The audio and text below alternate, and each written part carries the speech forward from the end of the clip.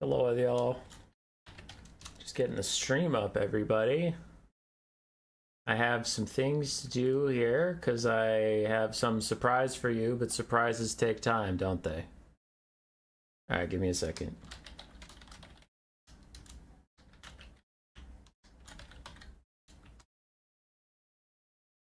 Give me a gosh malarkeyed second. Then we have that. Have Jep. We are slapdashing together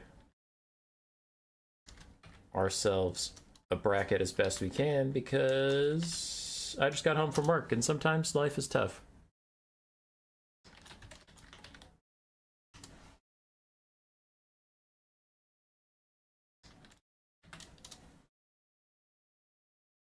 All right, almost done. One sec. Almost done. Actually, you know what? Let's just highlight this whole thing because the white hurts my eyes. Boom.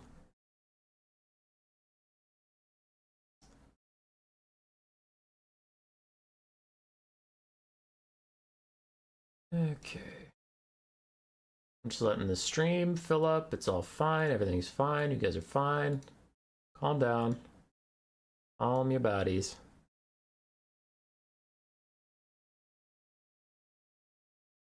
Okay, so we have that, that, and that. I know you can't see anything. Just hush.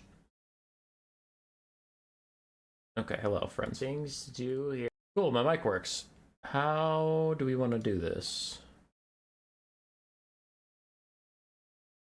Your channel. So where can I do this source? Source? Browser? Okay.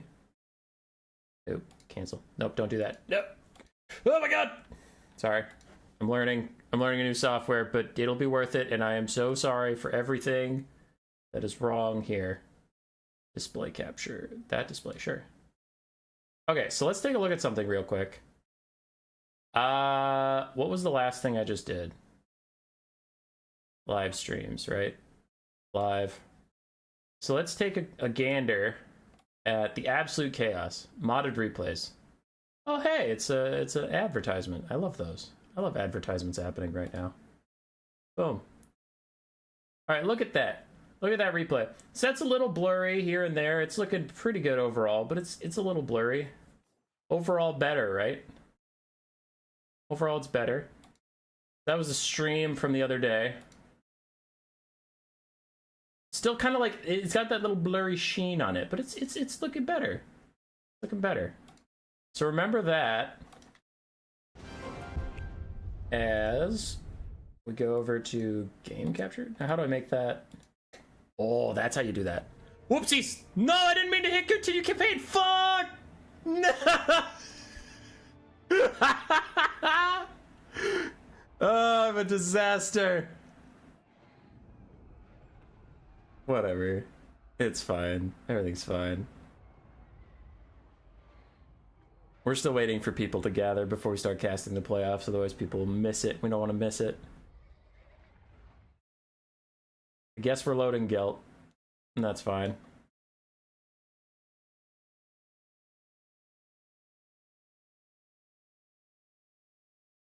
Load, Gelt, load.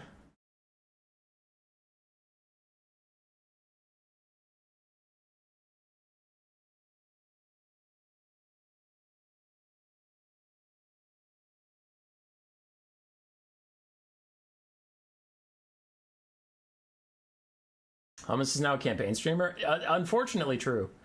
So, if you take a look at the quality icon on the settings, you might notice a new setting above 1080p. You might notice that it goes to 1440. Sigma, grant me strength. Oh, fuck off. I just want to start a fight. I just want to start a fight so we can look at the beautiful new textures. And that turn. And that turn. And that turn.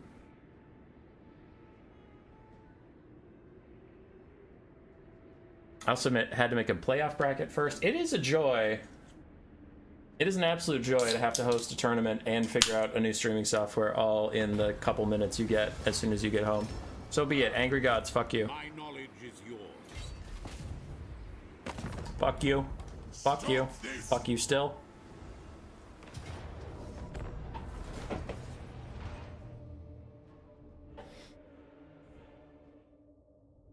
I watch him on 24.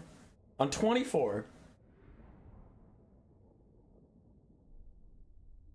Now, after our last stream, it was an improvement on the old stuff, but now this is crisp. Hell, I'm watching the stream on the right-hand screen, but even the campaign map, I can see that it's gorgeous.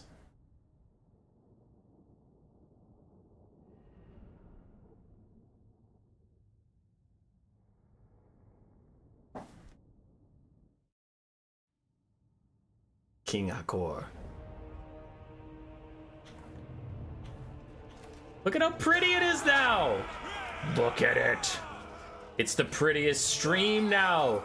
It's not blurry! It's not blurry anymore! Well, less blurry. I clicked 144 and now it looks like crap. You look like crap. Look at it!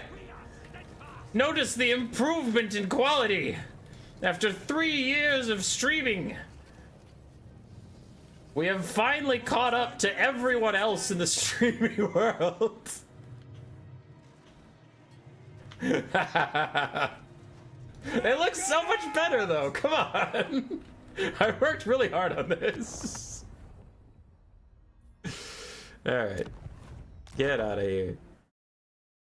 So I forgot I actually have to do a rollback to start these because some of these were played on a previous version of the game. So while I start that, we'll take a look at the bracket, but let me get it started.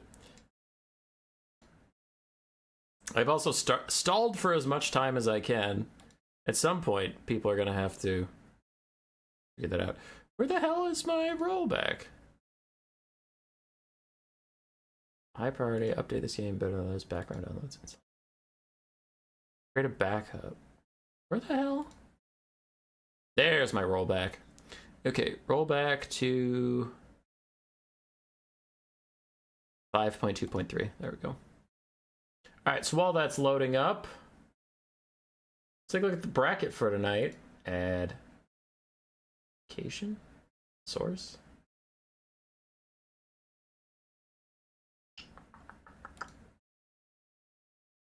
I don't know.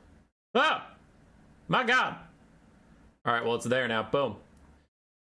So today we have the Skavenslave playoffs between these 11 very able Skavenslaves, and I did not have time to make you a fancy Photoshop, so you get an Excel document. You have Rogue Consultant, General Eisenbart, Blob Sauce, Joy Boy, Anti-Kaiju, Eagle Crump, Coops, Big Ketru, Jepard, Do, Power Chan, and Brother Advantus. Everything will be best of 3 all the way final, so we have 1, 2, 3, 4, 5, 6, 7, 8, 9, 10?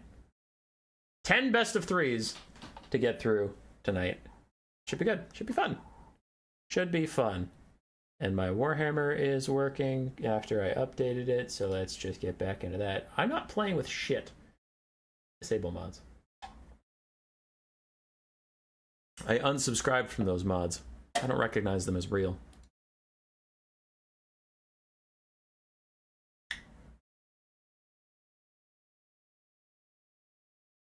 Oh, where to begin? Must grab replays.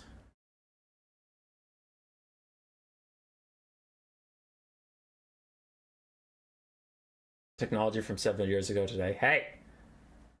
Hey! I'm doing my goddamn best.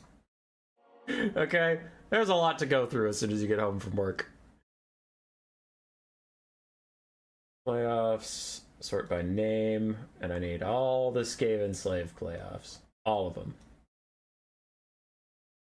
Very well. Move them to replays. That should be that.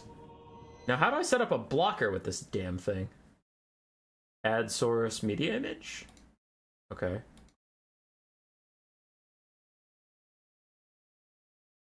How do I add a blocker so y'all don't know what's going on? Ah, there it is. Hello. Boom. Blocker.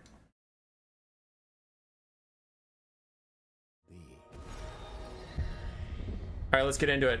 No more stalling, no more shenanigans. Best of 3 number 1 between General Eisenbart and Rogue Consultant.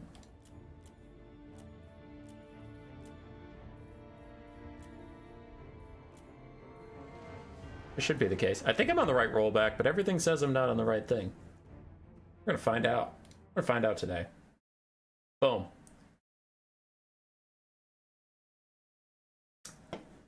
Game 1 somehow ended up being Tomb Kings and Wood Elves.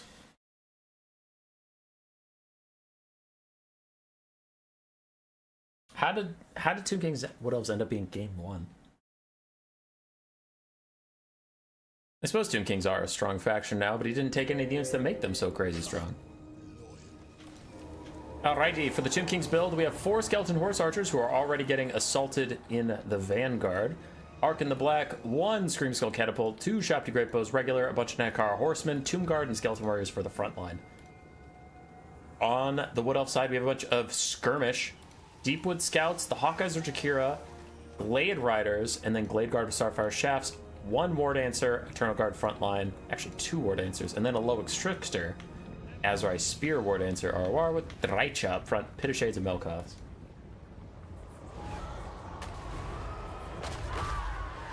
Also, Ryder and Tequila, look at how pretty it is now.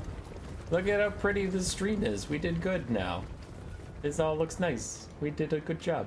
Some of the Skeleton Horse Archers are getting murdered. Looks like 2 of them have died in the skirmish phase from fighting those Deepwood Scouts and Waywatchers. Didn't go to their liking. And the Ushapti Greatbows are in a bit of trouble, I suspect. They don't have good targets, unfortunately. They're the regular Ushaptis, so they're better against large targets. No chosen gods. I'm now going to downgrade my quality to 360, so I stop taxing my computer's resources to watch my own stream. But you all should be fine. Anyway, the War Dancers are trying to just get into melee and churn through those skeletons, as they do. Meanwhile, the Glade Guard with their Starfire Shafts. Fire damage good versus Tomb Kings because their army-wide passive of healing gets negated a lot, and the armor piercing is very good. But we have Nakar Horsemen on the back line that are not being contested in any form. Where are the Wood Elf Skirmish Cav? I guess they're both over there, and they're both trying to hold off other Nakar Horsemen. That could be a problem, which the Wood Elf Archers definitely need to turn and start shooting at these Nakar Horsemen. That's the main threat to you right now. Single target Ushapti are not a big problem. Obviously, the infantry also aren't a problem. Ooh, good Pit of Shades, though. Beautiful Pit of Shades onto the Nakar Horsemen. Trying to kill them off while Eternal Guard also poke them in the sides. Meanwhile, in the distance, these 3 skirmishers successfully killed off 1 Nakar Horseman. They're now dealing with the others. So it looks like the Wood Elves are going to be able to secure their backline. Possibly.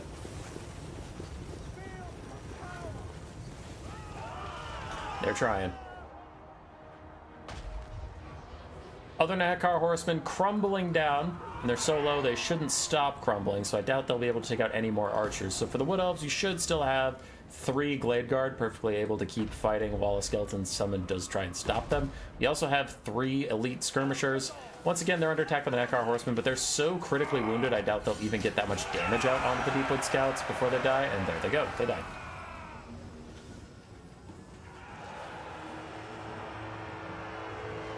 Okay, so Wood Elves just trying to kite it out at the moment, stay alive, while the Screamskull Catapult does punish them quite a lot, and the Skeleton Warriors are catching a couple of these Glade Guard, getting good damage out. We don't love to see that. The Wood Elves need to be a little more cagey. And the War Dancer front line is killing an awful lot of Skeleton Warriors. Before inevitably routing, because that's what they do. But they are killing a lot of Skeletons on their way out. Go, War Dancers, go. And here come the Hawkeyes and the other Deepwood Scouts. Gonna fire at the Ushapti Greatbows. Should do a lot of damage to these guys. Waywatchers aren't quite what they were in Warhammer 2, but they're good. They're still very, very good. So as for the Tomb Kings, we still have some Skeleton Warriors. That's a summon, it's fake, it'll go away. Other Skeleton Warriors running out there, gonna deal with some things. We have Skirmish Cav trying to stop the Ushapti from shooting while the Hawkeyes continue to deliver their painful, painful form of justice. Are the Deepwood Scouts in range? No, but they're also getting a Ushapti summoned on top of them. which they will need to dodge. A Fate of Buna to take out the Hawkeyes while the Nushapti's summon shows up on top of the Deepwood Scouts. That is a 1-2 punch from the Tomb Kings. I don't know if the Wood Elves will recover from. We'll have to see. Drycha is still very healthy, but she is chasing off Skeleton Horse Archers at the moment. Arkin's trying to stop what archers there are from firing. The Deepwood Scouts need to run for their lives from the Ushapti for over a minute, while the Fate of Buna just flat out killed the Hawkeyes. I guess they might technically rally, but I suspect the Tomb Kings won't let them. I don't know what the Scream Skull is shooting at right now. It should probably shoot at the super clustered Glade Guard around Arkin's feet, or shoot at the Hawkeyes and make sure they keep routing. Either is fine. Either is good. Deepwood Scouts still trying to get away from the Ushapti summon. That is butchering them very nicely. And here comes Drycha. There's our Malevolent Dryad summon. They pop up. Should take out the Scream Skull Catapult and buy the Wood Elves a bit of extra space where they can safely rally without taking a bunch of damage and Screaming Skulls discouraging them from ever returning. The usual. Arkin's trying to charge up his summon. I suspect that's why he's standing in these Glade Guard, is he's stopping them from shooting, but also he's going to pop a summon down at his feet as soon as it finishes cooling down. Eternal Guard still trying to get through the front line, as are these War Dancer Azrai Spears. They're getting there, it's just taking a long time, but the Tomb King's Scream Skull Catapult is shut down. This Ushapti, the fake one, successfully shatters a Deepwood Scout and does a lot of damage to the other one before fading away, so that was a very, very good summon. Trying to assess who is winning. It is actually very difficult to tell. This is quite an even game. Both sides have taken an unholy amount of damage. Like, it's not wondering who is stronger right now, it's wondering who is more technically alive.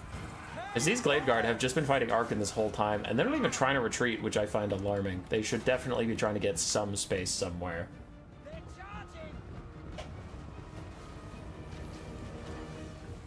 All the Euros are sleeping? No. No! It's not true. Some more Skeleton Spearmen are killed off just as the Dryad summon fades away from Drycha. We do have low Extrictors and Eternal Guard. Hold on.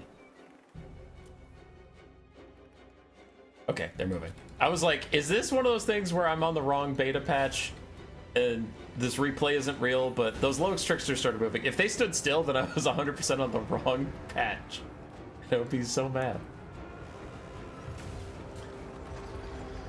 What is that? A Spirit Leech onto the Eternal Guard from Arkin. Is that real? Is that a real thing that happened? Now I'm getting super paranoid we're still on the wrong patch, because we have Glade Guard standing out there. These War Dancers moved into a weird position.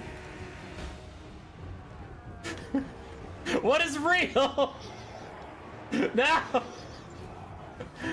Could it be possible this was played 2 patches ago? I don't think the tournament started 2 patches ago.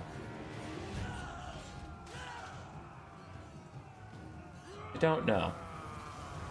Okay, that seems suspicious. Yeah, something's up here. As a random pit of shades just appears in the middle of nowhere. Fuck! It's not the right patch. Why? Why isn't it the right patch? God damn it! It's the last rollback though. It should be the right patch. I am upset. Library, Warhammer 3. What is wrong with you? I'm on the last. It even is literally labeled last hotfix. Thanks. Thanks, CA. Okay.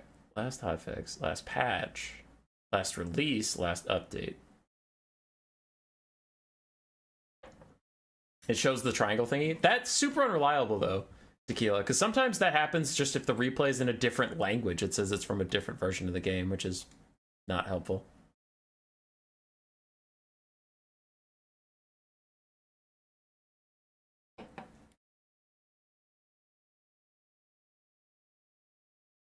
What's the current patch of the game? The hotfix that did nothing for multiplayer somehow broke all of the replays. Yeah, it did. Really did. That makes me annoyed. Okay, I'm gonna keep tinkering around with this for a second. So, one moment. Display capture. Display 2. Not that. Capture method. No. Display? No. Cancel. Get out of here. Get out of here, display 2. Fuck you. I want to just capture my Excel spreadsheet. Window capture. Ooh, window capture might do it. Okay, so there's a Steam helper, which no one cares about. Discord, Chrome. Why isn't my Excel in here? Excuse me?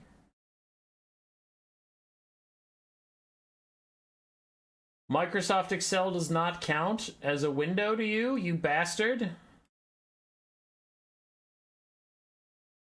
Okay, so it's not that. Image, media source. Is it a media? No. OBS, you are confusing and strange, and I am upset.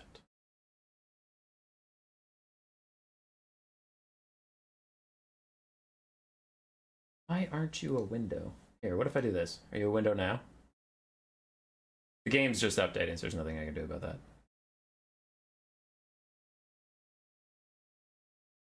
Ah! Now you are a window! You fuck! Okay. If I expand this, does it expand that? Oh, ho, ho, it does! Ha ha! Ha ha! Victory. Alright. Cool. Boom. Now I can just pull that up when I need to. Easy game, easy life. It's there, now it's gone. It's there, now it's gone.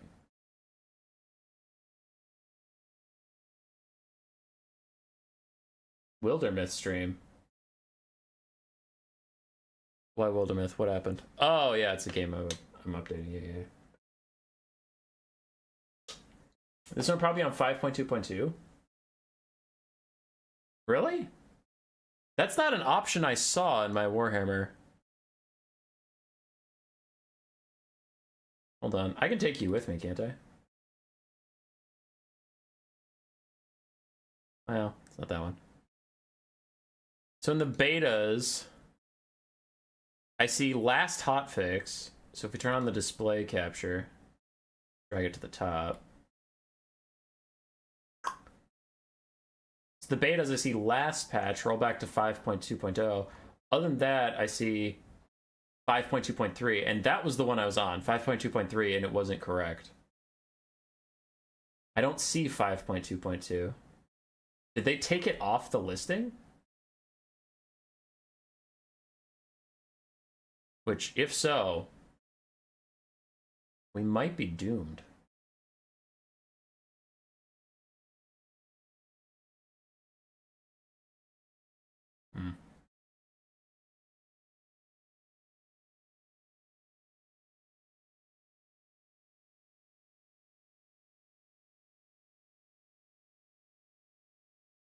Man, I was so excited because the stream quality was going to be fantastic, and now I'm just struggling to even get the streams going. Yet, these are all in the wrong patch, too. This replay is using an older version of the game. Fuck! God damn it! So they got rid of the rollback I need.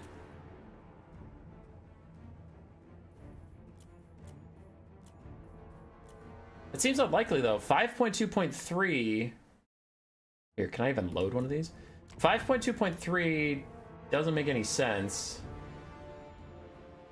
Because none of them were right. Like, on 5.2.3, they all had the red triangle. Which means, what? Did people play on 5.2.2? No one played on 5.2.3, and then everyone else played on live? That seems insane.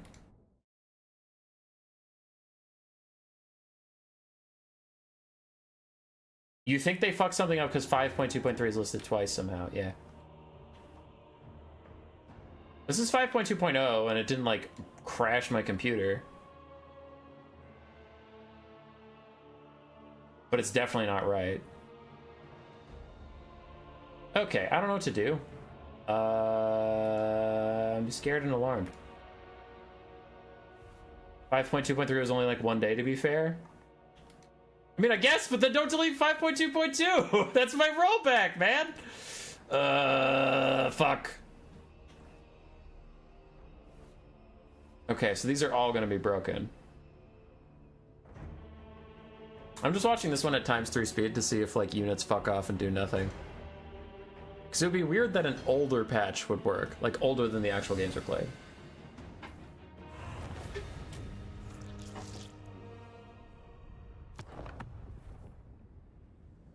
Weird, I don't know, and I'm upset. So here's what we're gonna do.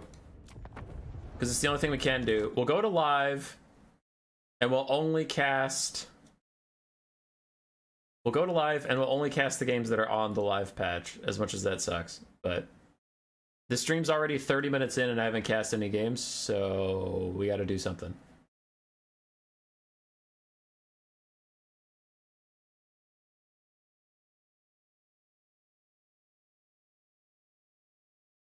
God damn it.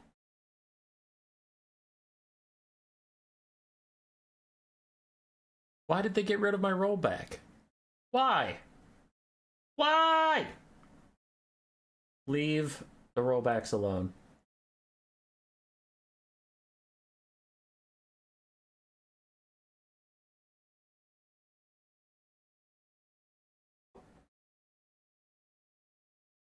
Dumb.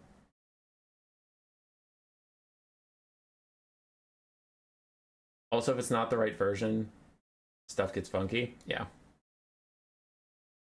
I know. Yeah, that's... In cars, you're bringing up a good point, though. That is really funny, because it's like... The patch that we're currently on changed nothing about multiplayer, but all of the replays, without fail, all of the replays are broken on the current patch, if they're older. But then they also took away my rollback to 5.2.2, where these probably happened, but they left 5.2.3, which got hotfixed immediately after because of a game-breaking bug if you're playing the Warriors of Chaos in campaign.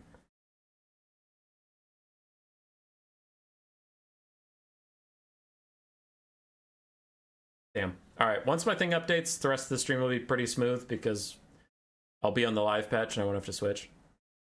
I knew I'd have to switch once, but I didn't know it would be broken. Makes me sad.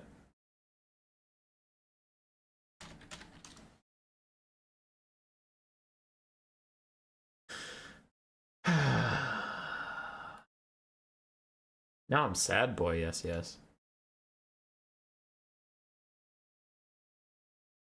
Hurry up and update you. How's everyone else doing?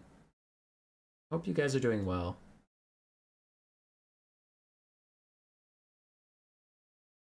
I think most of the Garrisier games, yeah. And at least the finals will be viewable. It's just like, we won't cast every replay of every tournament. We'll just cast, like, whatever's on the current patch, but it's the top games, which I think, like, Turin and Dov and them only cast semifinals and finals if they're big tournaments anyway, so it's not, like, shocking. You're playing Helldivers? Why? Why? There's better games out there.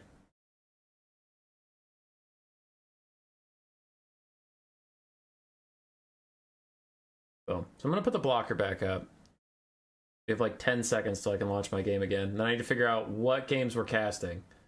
And then I can update the bracket for you in real time.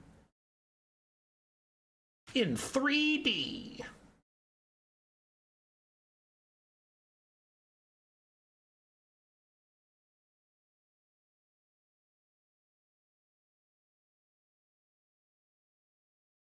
Kyle Lavelle joining and giving out one membership, as he like always does, as I'm having a terrible time trying to get this to work correctly. Being the hero we all need in the day.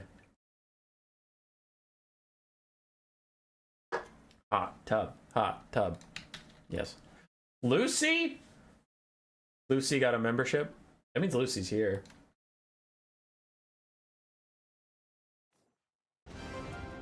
Okay, so we're back in the game. Let me check. So the finals is fine.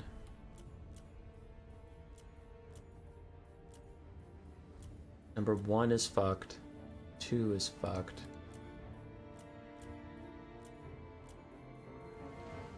Okay. So let me figure out what that means for you guys in real time. So the ones we won't be watching today ones we won't be watching today, we had Kaiju defeated Eagle Crump. Then we had Kaiju defeated Coops. Those two we know already happened on a patch that we can't see, so I'm just giving you the results for that. Okay. There's Kaiju. Then we had Jepardu beat Power Chan. It's another thing we know is not happening before your very eyes. Blob Sauce versus Joy Boy. Who actually did win that one? Okay, it was Joy Boy. Nice job, Joy Boy. Okay, so then Joy Boy moved up there. And that's it. So everything else should be viewable. Oh, Rogue Consultant General Eisenbart was also completed already. Obviously. Eisenbart won it. Alright. Boom. That's the fastest, like, 5 series you've ever seen cast in your entire life. So let's get on with it. Let's actually do tournament shit now, ladies and gentlemen. And we'll start with Brother Advantis versus Eisenbart. That would be labeled as 4. Boom. Everything here, from here on out, this is gonna go smooth. Smooth as silk. General Eisenbart versus Brother Advantis, game 1.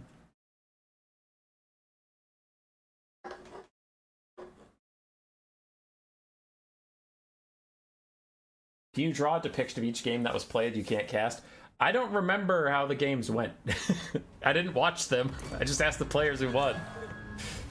Alright, for game 1 between these two, we have General Eisenbart on Khorne versus Brother Advantis on the Warriors of Chaos. For Khorne, we have 2 Chaos Furies. 4 total, actually. Karanak, Chaos Warriors and Bloodletters for a front line. 1 Minotaur with great weapons, and Scarbrand with his AoE Rampage. What if I don't want to watch this? I don't know what to do about that. Alright, on the other side, we have Chaos Knights of Tzeentch paired with Warhounds with Poison, a Marauder front line, some Throwing Axe, Skirmish Cav, a Zazel up in the sky with just his Rampage for a spell, the Weird Spawn, and a Mutalith Vortex Beast. Moving forward. The Mutalith Beast will be a bit of a hassle, but after the nerfs, they're actually pretty relatively reasonable to kill in melee, especially if you have a big anti-single entity fighter like Scarbrand. You'll be fine. Chaos Fury is getting the drop on the Skirmish Cav. Should get good wins there. They're also doing good damage to the Chaos Warhounds with Poison, but the Chaos Knights of Tzeentch should be able to tank this out and eventually kill both those Furies. Overall, I think Tzeentch and the Warriors of Chaos will be fine on that flank. Bloodletters of Khorne currently getting bodied by the Weird Spawn and a Mutalith Vortex Beast. There are Chaos Knights of Tzeentch that are currently stuck in melee, though that one is not a replay bug. It is not my fault. That one is just a misplay, and those happen. Hi, Trogdor. Karanak is fighting other dogs, and he's proving he is the superior dog as he tries to get them in line. Trogdor, do you like the new quality of the stream? Bump the stream up to maximum quality. Do it, Trogdor. Give me praise I so desperately need in these times of woe. These other Chaos Knights of Tzeentch that we saw fighting the Furies earlier, Azazel came to join them, but then Minotaurs came to join that joining of them, and I would much rather be the Minotaurs than the Chaos Knights, as they are going to get, I would say fisted, but it's actually more of axed. As Scarbrand's here too, and a Rampage! Azazel ain't going nowhere! Chaos Knights of Tzeentch also stuck in this fight. Now the Chaos Furies are taken down. Scarbrand is currently cleaving his way through the Chaos Knights, ignoring Azazel entirely, which sometimes, honestly, might be the better play. Sometimes trying to snipe a single entity in a giant dog pile means you can't hit the single entity either, but Azazel is going to start taking some damage. Elsewhere, real quick assessment of the battlefield, Khorne is getting bodied over here. The middle and this left flank has gone super well for Khorne, but the right flank is going disastrously terribly. So if Azazel can get out of here, get back up in the sky and fly away, then this game is still even and totally fine. Obviously, if Scarbrand kills his bitch ass, that's going to be a big problem. You can really feel the Chaos Corruptionist quality? Good. Good! See, we meant to have a positive experience and tell you guys that we have finally upgraded into the realm of big streamer man with big streamer quality. Look at that! Look at how beautiful Scarbrand is, covered in blood, on our improved quality. He's not blurry anymore! Well, someone's gonna say he's a little blurry, but maybe you're a little blurry. Think about that. Azazel looks to be dying. He's gonna demonic instability trouble here. And that is possibly game set match here for the Forces of Chaos. Possibly. The middle Vortex Beast is still a force to be reckoned with. We have a full health Chaos Knight Zinj, full health Weird Spawn, and some Chaos Warriors to fight on top of. But I wonder if Khorne can just cycle charge them out. I mean, you still have Scarbrand and Karanak. Yeah. You know what? You guys can't bring me down. I looked over at my stream and watched the beautiful quality that I have spent 3 years trying to figure out how to do because I'm illiterate in the ways of streaming technology.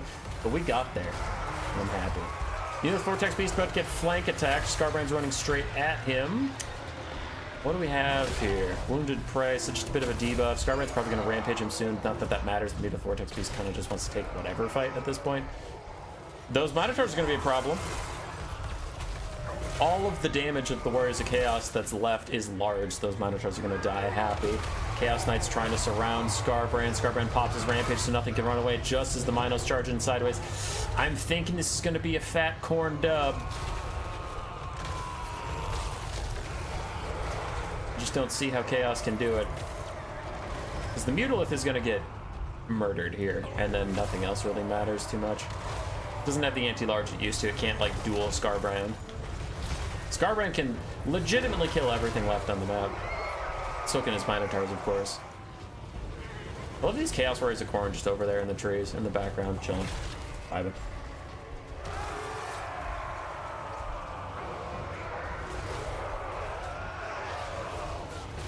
My fair ladies and gents, it might just be Ogre.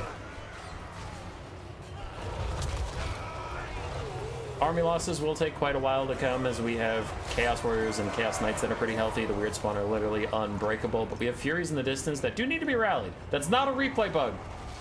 They actually need to be rallied. That's not on me. We are on the live version of the game, and this was played on the live version of the game. Okay.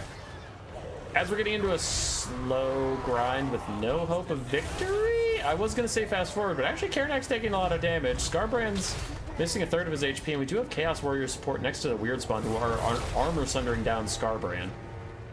The Mutalith is back. Hold on. Hold on. Don't call it a comeback. And someone mentioned, yes, he does have Slaughter and Carnage, and after this whole game and 71 kills, he is 25% charged.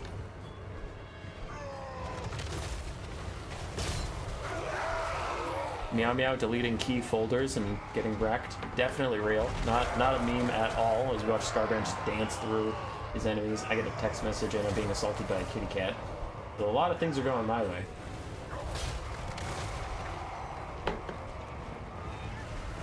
Alright, back to watching Scarbrand go burr. In beautiful high resolution.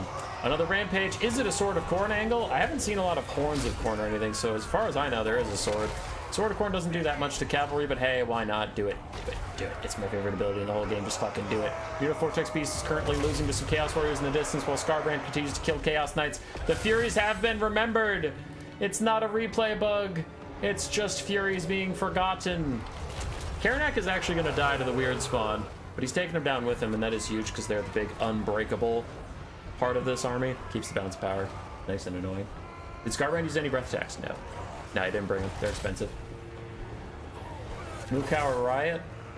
He's not available to come to the phone right now, as we have some poor, hapless Chaos Warriors of Khorne getting run down.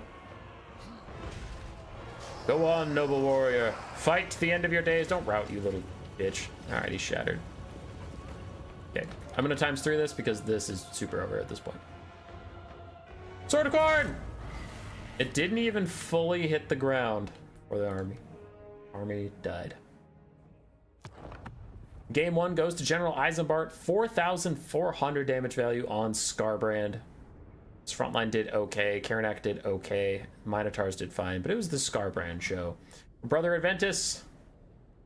Zazel got sniped out pretty quickly. Chaos Knights and some of his Chaos Warriors did pretty well. The Weird Spawn did fantastically, and the Mutant Vortex Beast did okay. But losing your Lord and Caster that early, it's pretty brutal. Hard to come back from that. Boom. Screen blocker. by the way of cheats. Also reminds me what game is next due to my naming system, which is superior to all of the naming systems. Boom. We're back.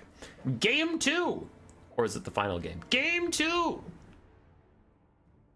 Between Eisenbart and Brother Vantis. Brother Vantis saying, wow, Khorne is OP. I would like to play them and not take Scarbrand, who carried the whole last game. Seems legit. Eisenbart clearly stealing from my boy Black Knight and taking Imric and a foot healing caster? No, that is a Mage of Light. Why? Oh god, that is Foz Protection, Barona's Time Warp, and Net of Amnatok. Imric is going in with no healing. Also, watch the dragon soar in beautiful 1440p. Look at him. Look at how gorgeous that is. Look at how gorgeous the stream is. You should like and subscribe because of how beautiful it is, and not because of how disastrous the first 30 minutes were. Do it. You need to stop talking about this. Hey, when you work on something for months and months and finally have it come to fruition, you can gloat too. For the high elf build, we have 2 Sisters of Avalorn, 2 regular archers, spearmen, and white lions of Crace for frontline, the netcaster we just went over, and Imric, of course. On the other side of Khorne, we have a marauder frontline with some chaos warriors mixed in, 2 chaos knights of Khorne, 2 minotaurs, 1 regular, 1 with great weapons. Then we have Valkia the Bloody, and 3 chaos furies.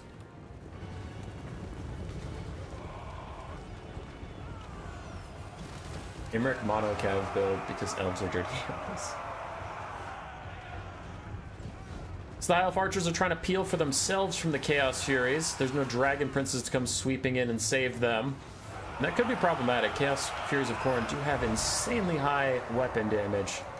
Those archers are doomed. Can the Sisters of Avalorn help out at all? Looks like they're going to get some damage in, but there are more Furies flying over their way. Spear Slaupnir down the High Elf front line, reducing their stats by quite a lot. Net of Amnatok nets the Minotaur's Khorne in place, but it probably should have been used on the Chaos Furies, who are flying with that abandoned. They killed the archers. Straight up shattered them. Not even just rout and let them go. Just shattered those fools. Imric and the White Lions of Crace getting really good damage down with the Chaos Knights, and I didn't catch any of that. But I do think the more important thing for the state of this game is the Sisters of Avalorn and archers getting completely compromised by this Chaos Fury flank. This is the most value I've seen Chaos Furies get, like, literally ever. Normally they just land and die as cavalry charges them, but there are no cavalry to charge them. Another archer is gone. Sister of Avalorn almost gone, but the Chaos Furies are running out of gusto. They're going to start demonic instability crumbling soon as Valkia and some Chaos Warriors get through the front line just enough to get to those Sister of Avalorn and stop them in their tracks. Both Minotaurs are still very healthy. All of the Chaos Furies are dead, though. And the other Chaos Knight is also full health, and it looks like it's going to swoop in, either rear charge the Spearman or come get the Sister of Avalorn. I'm not actually sure which one it's going to go for. I'm very scared for the High Elves. Without healing spam and abuse, I don't know if Imric can really kill all these Minotaurs, because I feel like every time he lands, it's going to take significant damage, and it'll just stick. Yeah, the Chaos Knights are going in for the rear charge instead, so they're just grinding down the High Elf Spearmen. Don't know if I agree. Probably should go over here and hit the Sisters of Avalorn, but maybe he thinks he's just got enough stuff over here regardless. I mean, the Sisters are in combat with Chaos Warriors and Minos, so I guess that's fine. This feels like an awfully big clump, though, as other Sisters are going to shoot. Imric's clearly lining up for breath attack, and you're surrounded by spearmen, so I don't love this situation. You should probably try to abandon it as fast as possible. Imric dives in. Lord of Dragons down, lowering their melee defense to 3 as they're sitting on top of spearmen and getting shot. Minotaur's going to take a lot of damage. Can they even deal any back to Imric? While the Chaos Knights do chase off spearmen. The White Lion front line is not performing as well as you would have hoped versus Chaos Warriors. Even some Marauders, but yeah, they're getting kind of bodied across the board as now Valkia and the other Minos join in on the fighting of Imric. Imric's still very healthy, has crazy high melee stats because, you know, elves. So the Minos get a good surround. They'll get a little bit of damage up. These Sisters are being allowed to shoot for quite a while, and now the Chaos Knights realize that maybe they shouldn't let those guys keep shooting in like that. They're going to try and swing around the sides, chase off some of these archers that are already routing, and hopefully get over here and deal with these guys. But nice Spear Slaupnir should take out the Spearman support, and that should turn the tide of this fight. Just sitting on top of spears was disastrous, but still have 1 half-health Minotaur and Valkia that can take out Imric. This other Minos probably going to rout any second now. Chaos Knights don't really have too much health left to them, but it's close. It's close and it's scary. Chaos Knights still running down anything that routs. And this Sister Avalorn refuses to stop firing into the Mino fight, but at last Chaos Warriors of Khorne catch up to them. And that should be the end of the Sister of Avalon support. Baroda's Time Warp? Dragonhorn plus Baroda's Time Warp for 122 melee attack Imric. This man ain't missing nothing, but none of it increases his weapon strength. So he's still, I mean, it's strong weapon strength, but it's not like he's gonna kill them instantaneously or anything. As he continues to fight back against the Minos, still is taking damage every so often. The High Elves are in mass retreat. Anybody that is not named Imric, and I doubt a 4,000 HP no healing Imric can finish off both these Minos, kill Valkia, and then cycle charge his way through all these Chaos Warriors all by himself. So the replays are working. The replays on the current patch are working. The replays on 2 patches ago got fucked up because CA did a bad thing.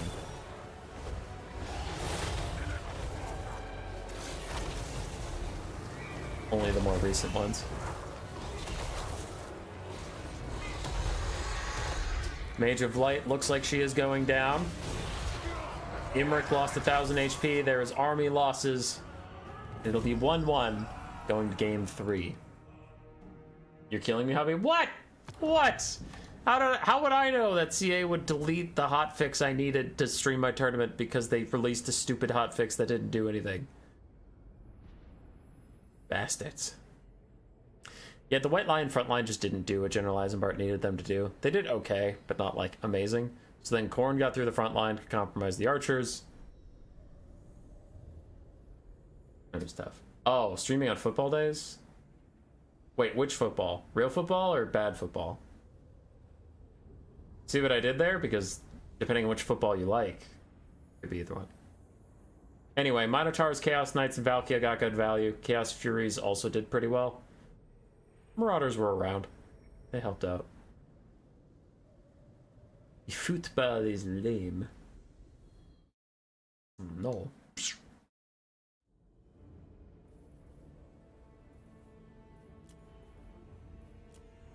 So Khorne won both games in this series. Let's see who wins game 3 now that neither of them can pick OP Khorne.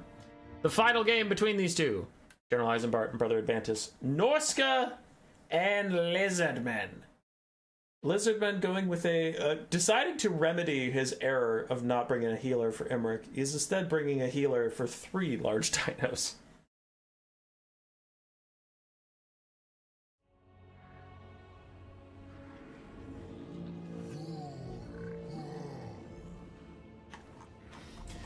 For Lizardman build, it is small and simple. 5 Saurus Spears, 2 Skink Cohorts with Javelins, 2 Bastillons with Solar Engines to provide that better than perfect Vigor aura where they constantly give everyone Vigor back around them.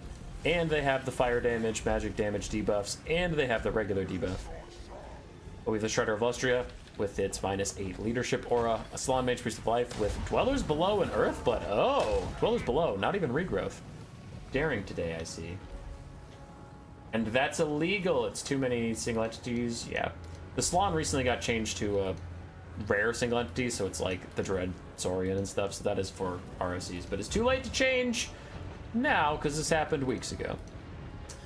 Anyway, for Norsca, the front line is Marauders and Marauder Champions. We do have Wolfric the Wanderer with Sea Fang, a Deathcaster with just Soul Blight. Just Soul Blight? That's the one you're going to pick?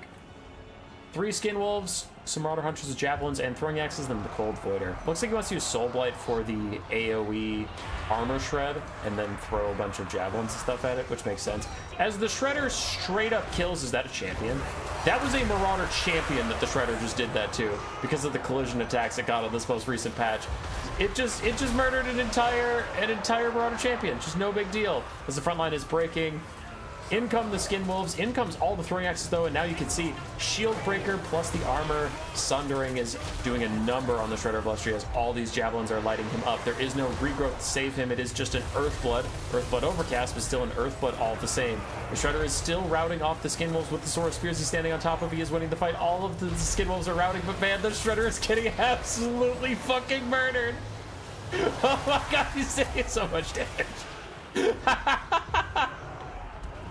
And he even gets shot! He gets shot by his own soldiers. He's like, yeah, take that, Shreddy. And the Shredder of Lustria is down! He's dead and gone!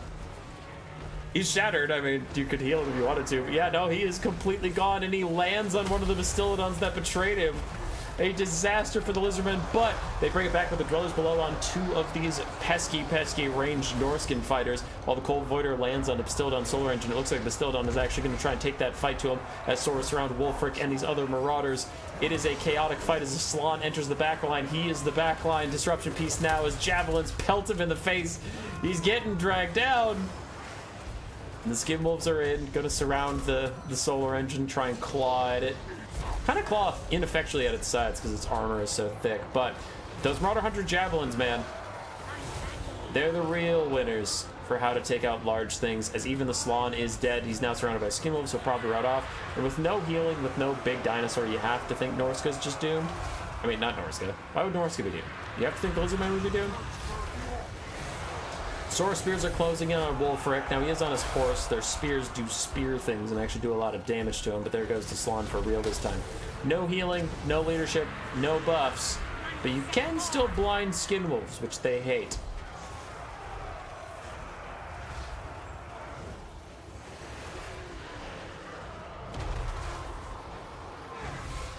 This Lizardman build is so disgusting, so balanced. See, all your criticisms are going to seem silly if this build loses, which right now it looks like it is.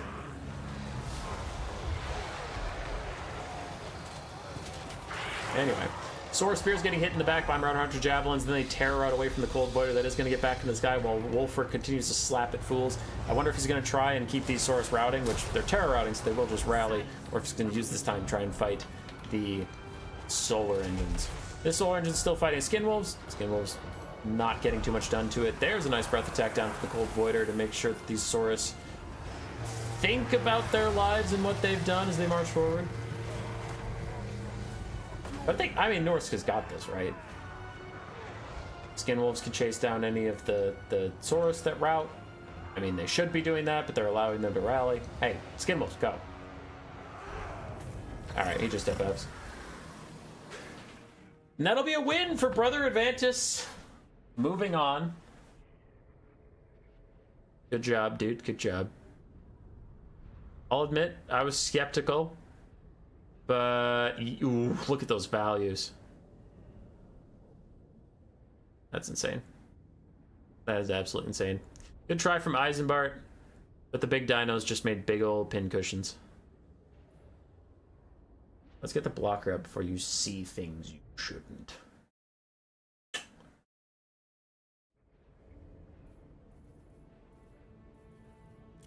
Before you see things I don't want you to see. So delete those. I'm just deleting some of the replays we can't cast just to simplify this. I don't have to keep scrolling so far. Is that? That's on the right replay. That's fine. That's fine. We keep those. Who dares Pepe Popo me?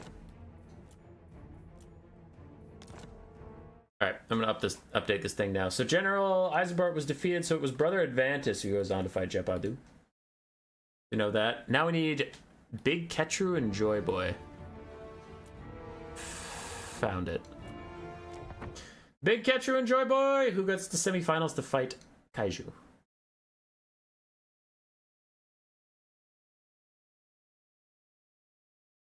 If this is an illegal build, Norsca got the win regardless. True, so it didn't end up mattering. I brought you guys with me, right? Yep. Okay, you're all on the right screen. Yep. Joy Boy back on the Lizardmen with Big Ketru, also known as Keter, on the Tomb Kings. And this Tomb Kings build looks really good versus Lizardmen. My best games are not getting cast. Dude, Kaiju, I don't know, man. Blame CA. They broke this shit. They had a rollback program specifically for this instance, and then they flooded it with useless hotfixes.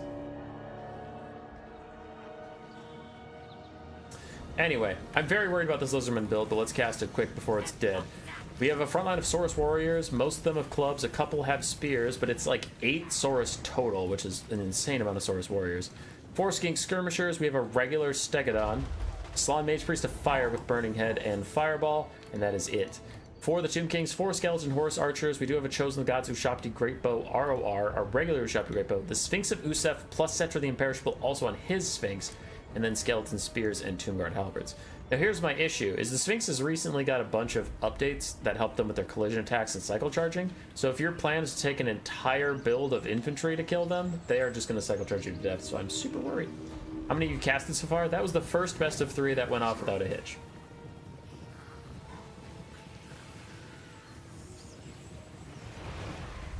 Chosen the Gods trying to light up the Saurus warriors, while the Stegodon took damage from regular Shopty Great Bows. I didn't think I'll build in one of my games, but it also hardly matters. Yes. Oh, hey, Colossadon Hunters, I didn't even notice you coming, and clearly the Tomb Kings didn't either. As these Shopty Great Bows get dove on, the Sphinx of Usef and some Skeleton Spearmen get pulled up quickly to try and help out. Meanwhile, the Colossadon Hunters run away, cold-blooded, stopping that rampage of theirs, trying to get them to safety, but the damage might already be done. So Ushopti are going to start crumbling. Now a Burning Head goes through some of the Skeleton Spearmen, might kill them off quickly, barely damages the source, so overall a pretty big win there. Yeah, at this point, honestly, I would just leave the Colossadon Hunters in melee. They're fighting a whole bunch of stuff they want to be fighting, and they can't get away regardless, so just get the damage out. Stegodon is trying to provide some ballista support. And the Saurus are here, man. The Saurus are here, grinding through that front line. Slapping skeleton warriors. Looks like more skeleton spearmen are brought up to fill the gaps. Cetra has found his way onto the Slann, but the Slann's gonna ignore him because Slans are super tanky and Cetra sucks at killing single entities. As a banishment also goes through the skeleton spearmen. Really nice use of spells here from the Slann to help clear out this front line of the Tomb Kings. Unfortunately, the banishment does pick a bad direction as far as Lizardmen RNG goes. He kills a lot of Saurus warriors with his time. And the Sphinx at Usef is also realizing how this is going and decides to help snipe out the Slann, which this is going to be problematic. He has no large units to protect him. Nothing that can get in the way. He just has Saurus. So the Sphinxes can like follow him no matter where he goes. There's no mass. Like if you had Coldwind Spear Riders, you could throw them on him and just like hold them in place for a little bit. As a huge Burning Head is going to 2-for-1. Yes, it is 2-for-1 kills some skeletons. Really good damage there, but again, we are just grinding towards a late game of Saurus versus 2 big kitty cats with collision attacks. So I don't see how the Lizardmen can kill us at all, ever.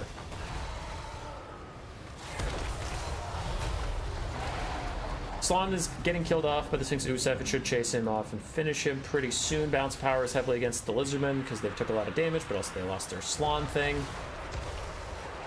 All 4 of those skirmish calves should be dead soon because the King Skirmishers are dealing with them nicely. The Lizardmen are going to beat the Tomb Guard and whatnot, but this just takes too much time.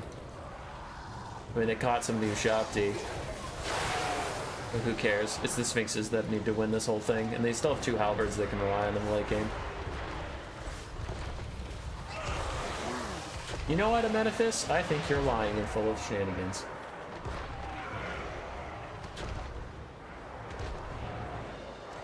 So Cetra is still killing things. Ushopti are fading away. The Sphinx of Usef sees its next target in the bow stake. That's shooting at it every so often.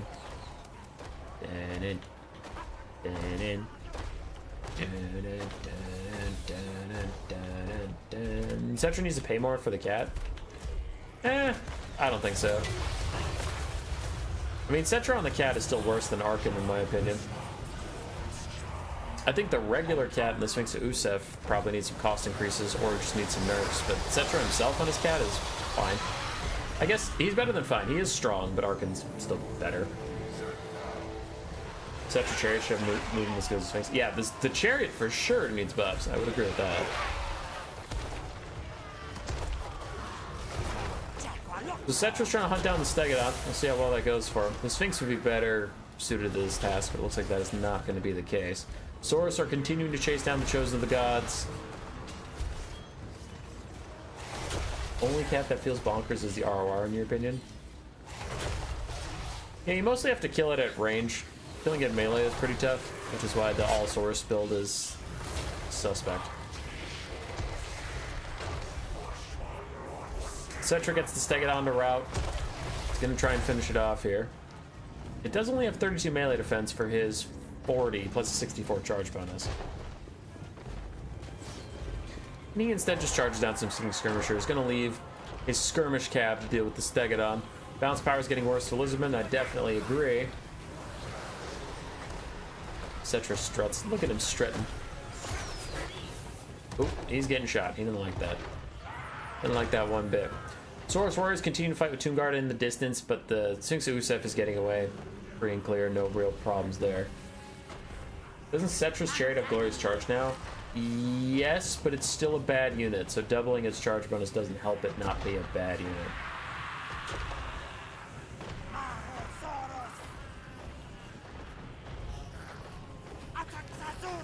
Okay. We still have some Lizardmen Skinks using the last of their tiny amount of ammunition on the Sphinx Usef while Cetra rear charges them and does a bunch of damage. Probably going to rout them any second now. There they go.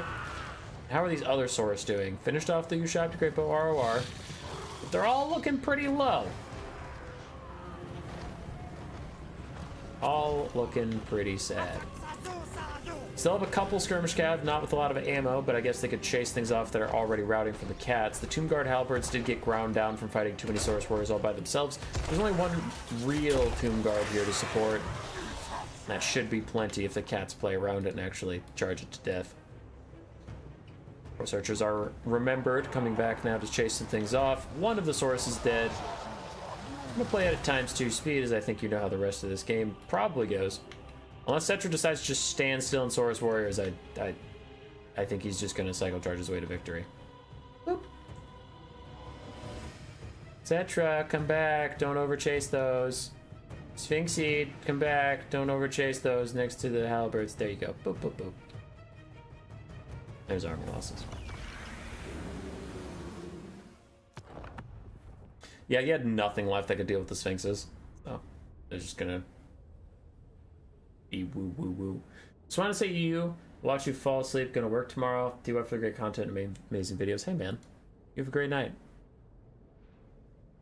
Our content isn't perfect, but it also is still really shitty and garbage. But some people like it, even though it's objectively terrible. Cetra and the generic Tomb King cost the same on a cat. Okay, yes, but shouldn't the Tomb King be much cheaper? Because Cetra on a cat is crazy expensive. Like, he is very expensive as far as, like, units in the universe go. He's very, very spendy.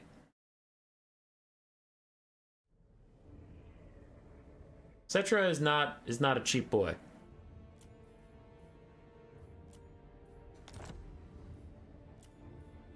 Game 2! Joy Boy versus Keter. Now, Joy Boy is down a game, so he kind of needs to win this one. If the Skaven win, it's just a 0-2.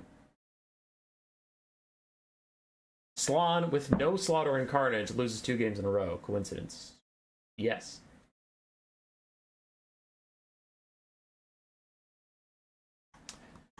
Alright, moving on. Joy Boy versus Keter game 2. My beloved Skaven need to clinch out this series, apparently. We have 4 Rat Ogres, a Doom Flayer, Ikat Zap Zap, Storm Vermin Halberds. No!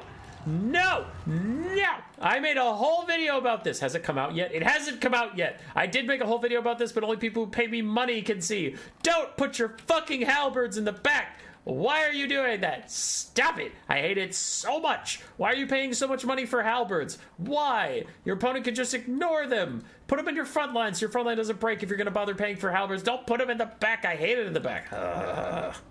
Whatever, he has Storm Vermin halberds in the back line. Clan Rat Spears and Skavenslaves in the front. Ikat Claw with Cleansing Ruin and his usual stuff. And then Night Runners out here doing some skirmish. On the other side, for the Beastmen, we have Centaurs. Centaurs of Zinch. Harpies. Ungor Spearman Herds and Gore Herds on the front line. Gore Herds is a little surprising. We have a Jibber Jabber Slipe. Wilds Caster, Mortar with both of his Chaos Spawn summons, and 2 Ungor Raiders. Now my problem with this is your halberds are sitting on the back line. Now the enemy mobility can see your halberds and just not engage you. You know what? Your front line's going to fall apart, and then when your front line falls apart, all of a sudden you need to move your halberds up to support your front line. Now your Ikat Zap Zaps are undefended anyway, and they'll just fucking die. Or the Harpies will fly over your halberds, I guess, and it doesn't matter. But I hate it. I hate it. Never put your halberds on the back. Just put Clan Rats there.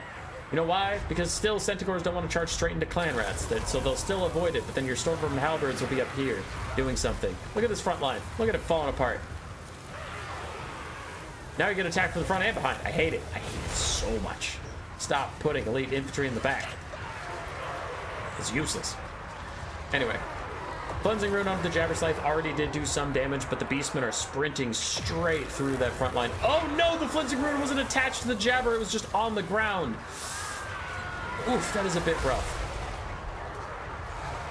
The Harpies are trying to stop Ikit Zap Zap from firing, and I guess they are moderately successful. This side of the rat enclosure is holding, but their center has fallen apart completely, and their left flank is in disarray. Centaurs and Goreherds streaming through. We have some Night Runners running for safety, but there is no safety to be found in the forests of the Beastmen. Rat Ogres also trying to hold, but now they're just stuck fighting a bunch of Goreherds, which isn't exactly their forte. I mean, they're generally good at anything, the Rat Ogres, for God's sakes, but still. Archers are in range and doing good so far. Targeting Rat Ogres is a great target for them. Rat Ogres don't have missile resistance and low armor. That is a bad time to be a Bretonnia. Which Chaos Spawn Summon is out? It is the intentional one. Oh, we didn't bring the second one. Interesting. So Morgur is just kind of a Healy Lord now. His one Chaos Spawn Summon is out. A Traitorkin is here for Ikit Claw. Ikit Zap Zap is going to be shut down. The Storm Vermin are now getting attacked as the Jabberscythe is trying to drain them down. As that Flensing Ruin is targeting... Oh, it's targeting a bunch of random stuff. Okay, Flensing Ruin is only a single entity targeting spell. It does, like, literally no damage. Look at this Gorehead. That doesn't matter. Let's throw it on a single entity. Rat Ogre is hunting down the Jabberscythe, gonna kill it off, but I don't know what the Skaven can do at this point. We are down to Ikit, Doomflayer, and 2 Halberds hanging out as archers take care of those Rat Ogres. This other Rat Ogres are under attack by Centaurs and Harpies, meaning it won't be around for very long. Everything else for the Skaven is getting routed off, but the Halberds are still here. Goodbye, Miguel. Hi, Tian. It has been a while, dude. I hope you're doing well. It's going good.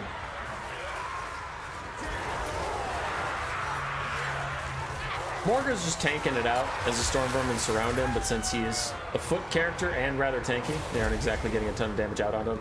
Jabberscythe probably needs to come rear charge these Storm Vermin and Clan Rats before he dies off, but we need his collision attacks over here pretty soon. As a Traitorkin hits the whole Skaven blob, doing some decent damage to Ikit as well. And unlike Morgur, Ikit does not heal. In comes the Jabber down the side. There's the big charge. This is exactly what we wanted, as that routes off the Clan Rats, and now the Beastmen with full battlefield control can take that almost full health Clan Rat Spear that just routed and like chase it off the map, so that was pretty huge. Even if the Jabber is about to die, it's fine. Necromancer comes in and gifts 5 memberships that I don't deserve, but thank you so much for that, sir. Your support is appreciated. Yeah, that's fantastic. I'm glad you had a good burger. The Jabber is dead. So is the Beastman Hope. Not the Beastman Hope. The other Beastman, the Skaven. The Storm Vermin are about to rout. Oh, one of them. I guess the other one's fine. I can't see it behind the stupid Clan Rat. Yeah, the other one's fine. One Storm Vermin is fine, but Ikit Claw himself is getting surrounded by Centaurs of Tzeentch. Those great weapons cleaving through his poor Doom Wheel. He cannot resist the tide of Beastmen for very long, and archers are even shooting at him just to get rid of him once and for good. Once he routs, it's probably literally GG. Even though, especially with 2 archers free and clear to just shoot at whatever they want, I think it's already GG. Storm Vermin Halberds with 90 armor, that's nice, but no shields, no missile resist. Much can they really do? Why are those Doom Flayers allowed to exist? Beastmen getting a little sloppy. The Centaurs probably should have been killing off the Doom Flayers and Rat Ogres and let the archers do their work rather than all charging into Ikit Claw like that. I mean, it was good damage on Ikit, but still, secure the game a little safer. Still, a Traitorkin, an army loss. That is a win for the Beastmen. We go to game 3. The 1440p is beautiful, Scotch. Thank you, man. I tried really, really hard.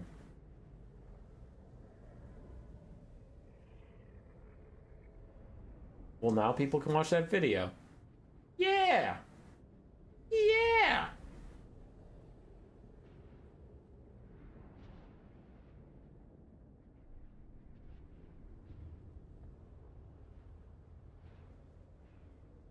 Okay. Looking at it, Traitorkin Caster did fantastically. Archers did pretty well. Centaurs did great as per usual. The Jabberscythe, he just caused some disruption. Not a lot of big value, but he did fine. Ikit got really good value from Flensing Runes and being Ikit. Storm Vermin, pretty good value. Night Runners got rolled, Clan Rats got rolled, Rat Ogres also had a tough time. Doom Players did okay, and Naked Zap Zap did fine. Not 4K, am disappointed. Well, you're a silly MacGuffin. And damn it, I clicked on my old streaming software again. It's pulling up the wrong one. Now, using extra resources I don't have. On to game 3 between Joyboy and Keter. I promise this is a different replay. Joyboy and Keter, Skaven versus Beastmen, but now Joyboy is playing the Skaven. Keter is playing Beastmen.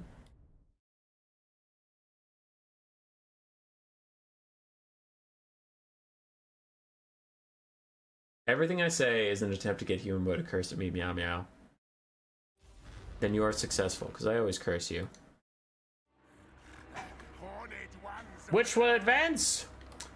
4 Night Runners for Joyboy here, 4 Skavenslaves in the front, 2 Ashen Triads, 2 Storm Vermin in the back. And then we have 2 Rat Ogres, 3 Rat Ogres, sorry, 2 Poison Globes. Lord Skrulk, very tanky, I do like him versus the Beastmen a lot. Then we have a Packmaster for that mobile terror and support force. I like the build overall. I would just put the Storm Vermin in the front line, take the Ashen Triads and put them in the back. On the other side, the Beastmen, we have Ungor Herds in the front line. Pestigors, also pretty good against Skaven. Ungor Raiders, Jabberslythe, of course, Malagor Darkhelm with just Flock of Doom. Then we have Centaurs and Centaurs of Tzeentch. Those are just actually Centaurs with great weapons, not even Tzeentch. A couple throwing axes too.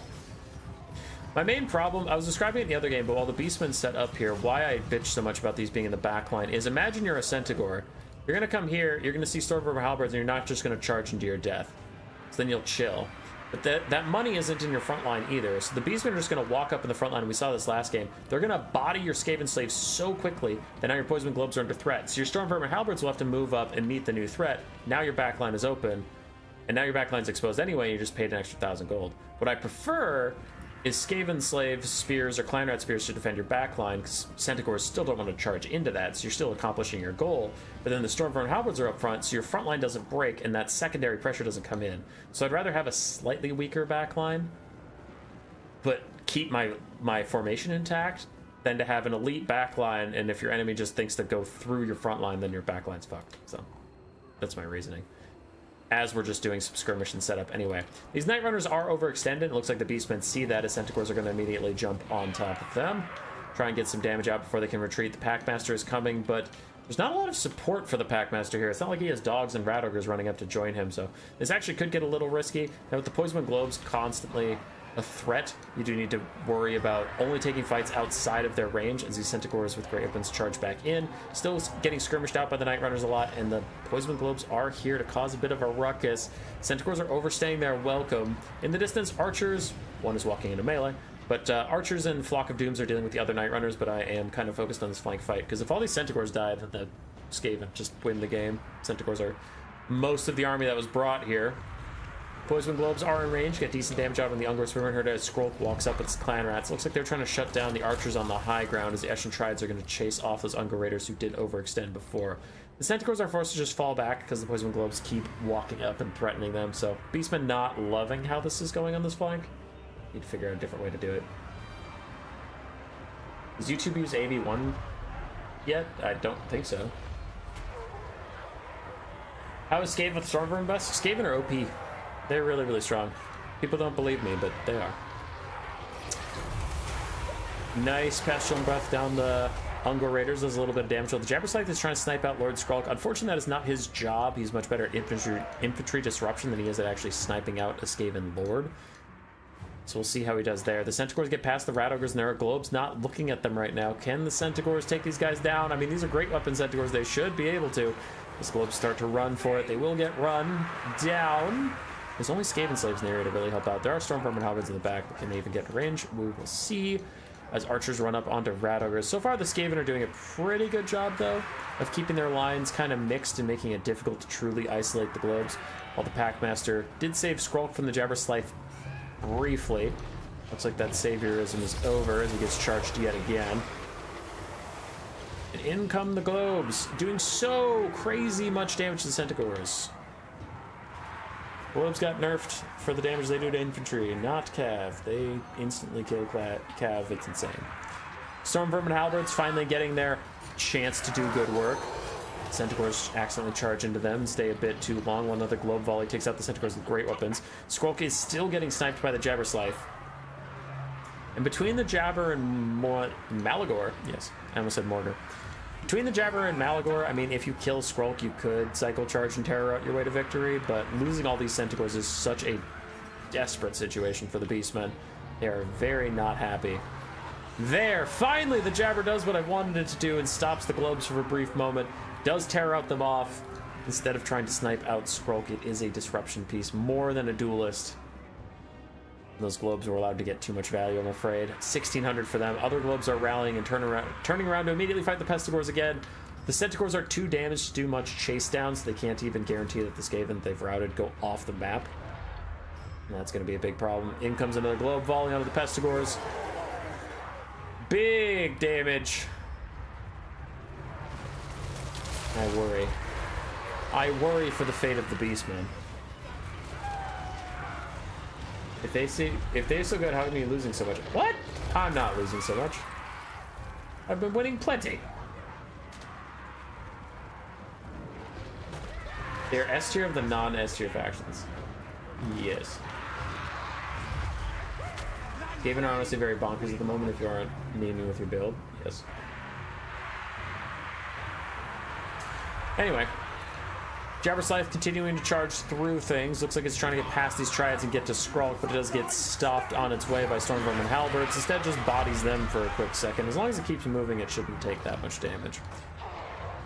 Now the Packmaster and Skavenslaves are busy chasing down archers that could be doing good damage to the Halberds, which means it is up to Flock of Doom spam from Malagor and the Jabberslav cycle charging to take out all of these Halberds in the late game. It is possible though. Ashen Triad's very low. That Halberd's half HP. It's a fake ass summon. So we'll see. Not all hope is lost. As the Jabber continues to body slam some Skaven into the dirt before routing them. That Clan Rat's fake. Where's the second Halberd? Why am I missing that? Oh, it might be way over there. Yeah, it's way over there. Okay, so Skaven have two distinct pockets of power. I mean, when your enemies split up, you usually want to punish whatever is caught out, but that's really hard to do right now. Because the Jabberslav sucks at killing the Packmaster, which is going to be a huge problem. This Packmaster just keeps hunting this guy down. If he throws Shock Collar on the Rat Ogres, that'll help them out. It'll make them ITPs, so they can't tear away from the Jabber and can actually hunt it for a while.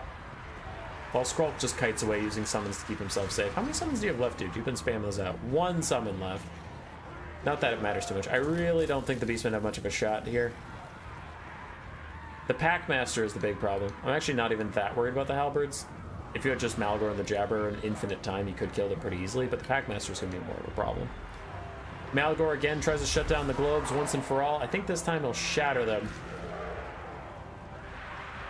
The only hope you have is to kill Skrulk somehow, like flat out kill him, and then use the leadership debuff on the Packmaster to get the Jabberslav to attack him from the front, Malagor to attack him from behind, and just break his leadership.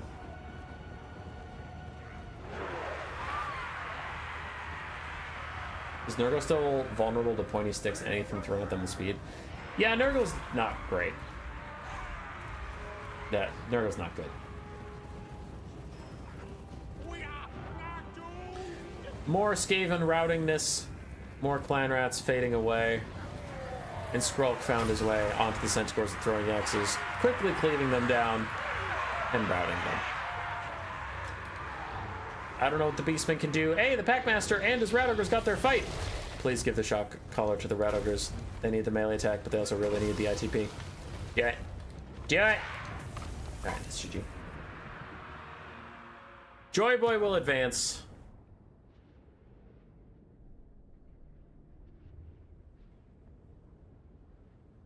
Nurgle is very effective against anyone weak to Shids and Fards. Not incorrect, but also not correct. Poison Globes with 1,800 value and then 400. I wonder which one got to fire for longer. Night Runners also did great. Storm Vermin Halberds, not as much value as last game, but they were around. For Kitar, it was a good series. It was a good attempt.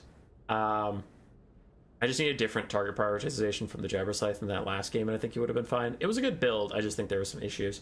Because, like, he got a good amount of damage onto Skrulk, but that's not his job. His job is to stop the globes from doing globe things.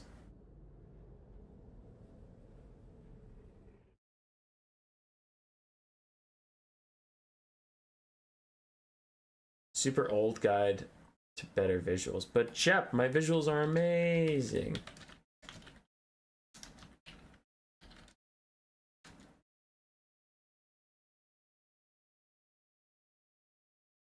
Gonna affect Khorne. Khorne is doing great. Khorne's doing fantastically right now.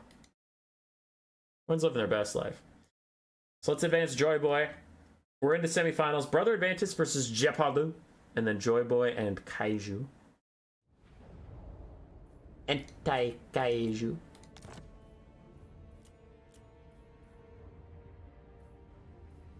More Skaven? Jep. I don't think anybody wants to watch more Skaven. More Skaven! Jepardu versus Brother Advantis. Norsca and Skaven. The dreaded matchup of yesteryear. Skaven have shiny new tools now. White Pestigors against Skaven. Armor piercing is really bad for Poison Globes. Pestigors have a very annoying debuff if anything routes, which the Skaven love routing. But they have that spreading minus speed and vigor debuff. Really high HP pools, Vanguard deployment. Just generally a fantastic unit.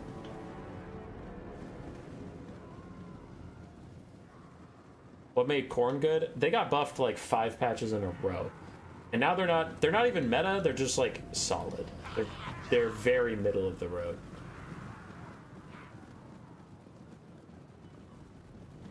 Well, Humboy learned how to stream properly. I am streaming properly. The game is beautiful now. We're streaming at 1440p. Fuck you. God damn it. Okay, for the Skaven, we have 5 Night Runners, some Wolf Rats with poison on the flanks, Skaven and Clan Rats, Skaven Slaves and Clan Rats in the front line. Quadruple Storm Vermin Halberds, quadruple Rat Ogres, a Warlock Engineer with Flensing Ruin and Warp Lightning, and then Tretch Craven Tail with just Tretch's Raiders.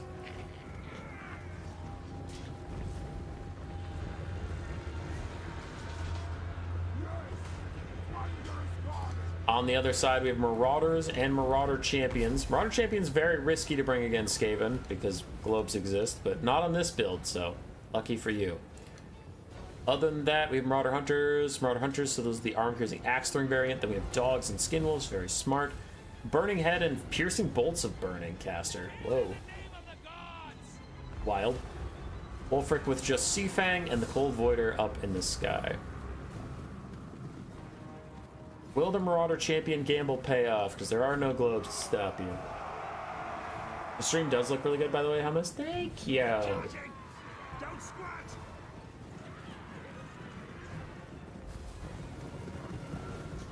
Skaven are currently just kiting out the Marauders. Even Marauder Champions, I think, did they have silver shields or did they just have... Yeah, they just have bronze shields, so actually Marauder Champions still take a good amount of damage from the Night Runners.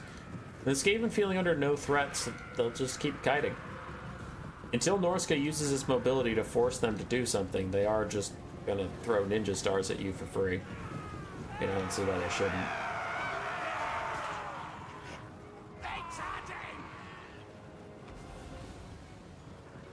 They'll continue to be annoying. And Norsca's allowing it in a way. They are just keeping their dogs and skinwolves back. Now, I understand that you don't want to overextend, but it does mean the Night Runners are getting off all their ammunition before the battle proper even starts. Cold Voider's trying to catch somebody. It has a double slow. It has the Chilling Aura, which is now in effect, and then if it lands on you, it'll get that Frostbite. Bring the Night Runner speed down to 16. And it needs some Skinwolf and dog support if it's going to get anything real done here. The frontline fight has started. The Skaven are nice and spread out, making a Burning Head Seafang combo increasingly difficult to take out multiple units at once. In come the dogs. Cold Voider also slowing down these Night Runners, but there are Storm Vermin Halberds. Ooh, nice Seafang, actually. Good poke. Almost hits another one, too. Anyway, there are dogs and Skinwolves coming down to punish these guys, both Rat Ogres and Storm Vermin Halberds also here. it's going to be a little more difficult, and I hope the Skaven don't overstay their welcome. First Cleansing Rune is out onto Wulfric. Nice damage. He doesn't have a huge HP pool, so it's generally thought up to be a good idea as Marauders push through the front line. And on the top, how is Marauder Champions doing? Oh, already half HP. Oof. 2 Storm Vermin Halberds sitting on top of Rat Ogres fighting against the Skinwolves and Dogs. That is a bad time to be Skinwolves and Dogs. I think this game has to be Sea Fang, Burning Head, and Marauder Hunter Kite if you're going to have any hope. Because killing all those javelins is going to be hard. Ooh, Cold Voider did a really good breath attack down the side of those guys while we weren't looking, but this is an important fight. Cleansing Ruin onto Wulfric the Wanderer, poking him down while he's surrounded by halberds and fighting Tretch Craventail. His only support is Marauder Hunters, who ended up in melee, and that is a big mistake that I don't know Wulfric will live to regret. The halberds are beating the shit out of him, especially Tretch helping out. Tretch's Raiders giving the Storm Vermin extra stats as well. A Burning Head tries to clear them out, and I don't know why the Storm Vermin let Wulfric go. I think they had attack orders onto the Hunters, and this Skaven player is busy doing other stuff. So Wulfric does barely survive the Tretchening for now. Good flank fight from Norsca over here. Got rid of a Storm Vermin Halberd, did a good amount of damage to Rat Ogres, and they still have a very, very healthy... That is a Piercing Bolts of Burning. Oh my goodness. Okay, I still think that spell sucks for its price, but whatever. Anyway, what I was going to say is, still have a full health Marauder Champion that you can use. Skaven definitely feel ascendant, as other Marauder Hunters also get caught in melee. They wandered past the front line and didn't get to throw too much, and now they're just surrounded, so... You've lost all your armor-piercing missiles. We're even losing our caster. Seafang's trying to bail him out, but Tretch and the Storm Vermin beating up on the Shaman. Wall of Cleansing Ruin does Wulfric in. I think that's going to be GG. Just a couple too many mistakes punished from Norsca. This Skaven had their shit together.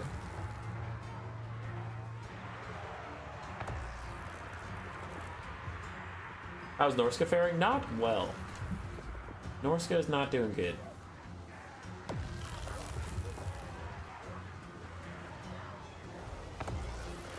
Sorry, I was just responding to chat quickly. As Cleansing Ruin continues to beat up on poor Wulfric, it looks like he will survive the Cleansing Ruin, but just barely while routing off the map. Shaman Sorcerer of Fire is also allowed to come back. For now, Marauder Champion's trying to hold it down, but I mean, the Skinwolves are so tattered. There's one healthy Norscan unit on the map, and it's this Marauder Champion, which is about to get Rat Ogred. Rat Ogred, yes, that is a verb now. Beastmen and Norsca taking turns with the BL. Beastmen have been meta for quite a while at this point. Beastmen are super good at the moment. Cold Voider is trying to come back and snipe out the Warlock Engineer Tretch. So much so that I forgot the Cold Voider was on this map. I don't know what he was doing. He must have been chasing something off, but he has not been pleasant.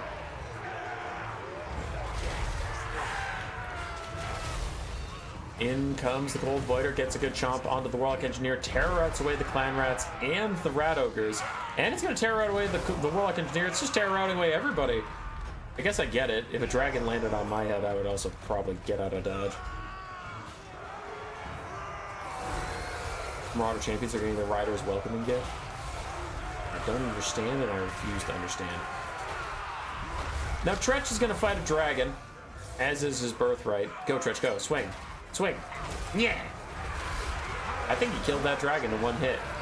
There's also a bunch of Storm Vermin coming to help out, and Rat Ogre's helping out, and Tretch's Raiders is buffing them all up with a little bit of melee attack and stuff.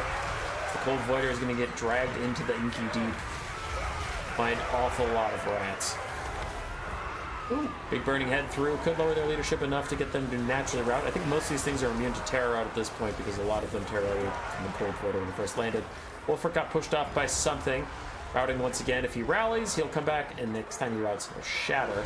But the bounce power is so bad, it might just army loss him before that is even possible. As Tretch continues to just boss his way through this Cold Voider. Tretch is actually doing it, folks. He got 700 value.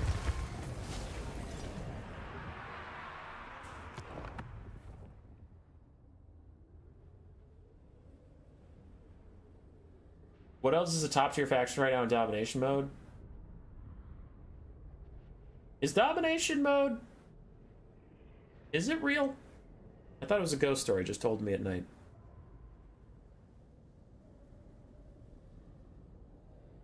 Is there anything Tretch can't do? Yes, But I feel like everyone's just enjoying Tretch right now, so I guess I'll save it. I could be negative, but I won't. Tretch is still ass garbage. He's terrible. He's horrendous. I wanted to let you have your moment, but you can't have it. Tretch is the worst character I've ever seen in a video game ever. And I've played Super Mario 64 with the mod that lets you play as Toad. Try beating all of Super Mario 64 without the ability to jump. That's what it's like. And I would still rather play as that Toad than this Tretch.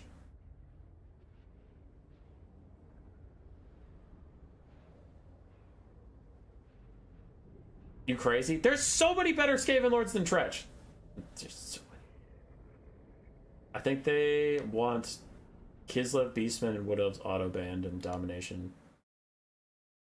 Yeah, that tracks. I mean, Kislev is OP. Beastmen are pretty damn strong, but still. I don't know. They're just such different game modes that I worry what'll happen to Wood Elves in land battles if they get, like, hard nerfed because of Dom. Because in land battles, they're, like, fine, but not super crazy strong or anything.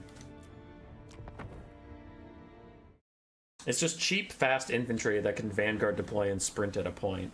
Versus in land battles, it's like, yeah, but those infantry can't hold worth a damn and they're very fragile.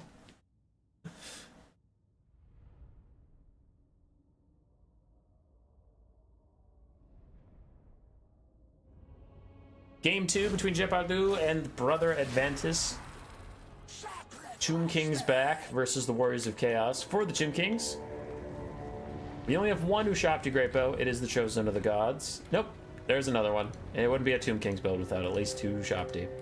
Anyway, Skeleton Spearman front line, two Necropolis Knights with Halberds, two Skeleton Horsemen. We have one Kemrian War Sphinx, just the regular one, and then DJ Kotep, not in his DJ booth, instead on a skeletal steed with just Incantation of Vengeance and Cursed Blades. Or Skirmish Cav on the sides as well to provide a little bit of poke.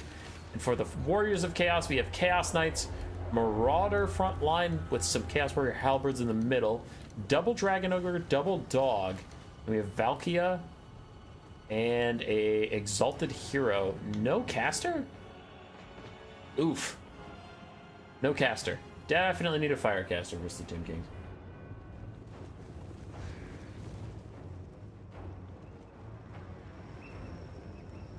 I think the main thing that makes Wood Elf strong in Dom is the double Arrow of Kurnos. Oh, do people just take a very cheap Arrow of Kurnos caster, use it 3 times, and then resummon them? I don't know. I hope they don't kill Wood Elves for land battles just because they're strong in Dom, though. That would be lame. Alright, Dogs trying to stop some of the skirmishing, and so far they are. Neither side really taking that much damage, but ooh, the Dogs do get pulled into a fight with Skeleton Horsemen. Their leadership is already faltering.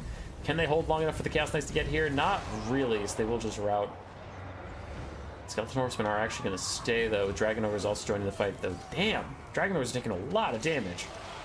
Necropolis Knights with Halberds are riding out like, you want to go? You want to go, brother? Oh, we'll go. Slither, slither, slither, slither, slither. Why do you hate Wood Elves? What? Why would anybody hate Wood Elves? Wood Elves are fine. I hated triple Waywatcher Kite, but that hasn't been meta in a long time. Valkia is just starting to hit the front line. Still, the Warriors of Chaos are trying to get to the front line, but a lot of kiting has happened. The Dragon Ogres are already isolated and killed off by a nice round from the Sneaky Snakes. Dragon Ogres will try and fight for as long as they can, but they're kind of outmatched in this capacity. On the other side, Chaos Knights and Dragon Ogres coming in, but there's no Skirmish Cav to harass them. Valkia and the Exalted Hero are going to try and team up on the Kemrian War Sphinx. This is not the Sphinx Usef, so it does have lesser melee stats, while still being quite good.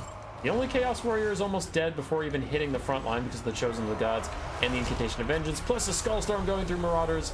Things are looking a little tough here for Chaos. As the Chaos Knights are going to hold down these guys, do the Dragon Ogres turn around and get a rear charge onto this? That could be pretty good. It looks like not. They are going to keep going for the Ushapti. Both are good options. You got to kill them eventually somehow. I still really think the Warriors of Chaos should have taken a caster, but they did not, so I guess that die has been cast. Aha! Caster, cast, cast. Any NBA fans here? No. No. Good stream, Memphis. I gotta go to chores. Bye, Goji. Bye, Goji. So Valkia is getting beat up by the Khorne War Sphinx with Dragon Ogres and the Exalted Hero here. That thing should go down pretty quick. But I don't know if that's the right call, because it is just going to run away, making it very hard to deal any damage to it. As with most single entities that are moving, they don't take a lot of damage while they're running. Your Dragon Ogres aren't going to be stopping the Ushabti Great Bows, which I think is what you wanted to do. Because if you really want this thing to fight your Dragon Ogres, just go after the Ushabti Great Bows, and then it'll either let their Ushabti die, which is a win, or it'll come over, and then you get to fight one. Chaos Knights continuing to harass the Skeleton Horse Archers. And now the Tomb Kings are running into a bit of a problem. Not a ton of DPS to kill these heavily armored knights. As we can see, they're still being problematic in the backline even after fighting against Necropolis Knights with halberds for a bit, like these ones. They're at half HP after getting through as Necropolis Knights. Look at that. Shows the gods fighting back against the Exalted Hero and Valkyrie at the same time. The Necropolis Knights come in to help out. There is the Ushabti Summon from the Tomb King's army passive. Probably going to just plow into Marauders and buy the front line a little bit more time. So what is that? Is that the second Skellstorm of Kotep? It is! Put a Spear Slap near answers. So both sides' infantry getting worked over right now. Chaos's forces are getting a little low on HP. Still have some gumption left in them. Valkyrie and the Exalted Hero should be able to clean up the Chosen Gods, should be able to beat up the Necropolis with the halberds as well. And we do have to remember that that Ushabti is fake and Kotep is a support caster, so his full HP bar means less than some other people might. Like, he's no Cetra.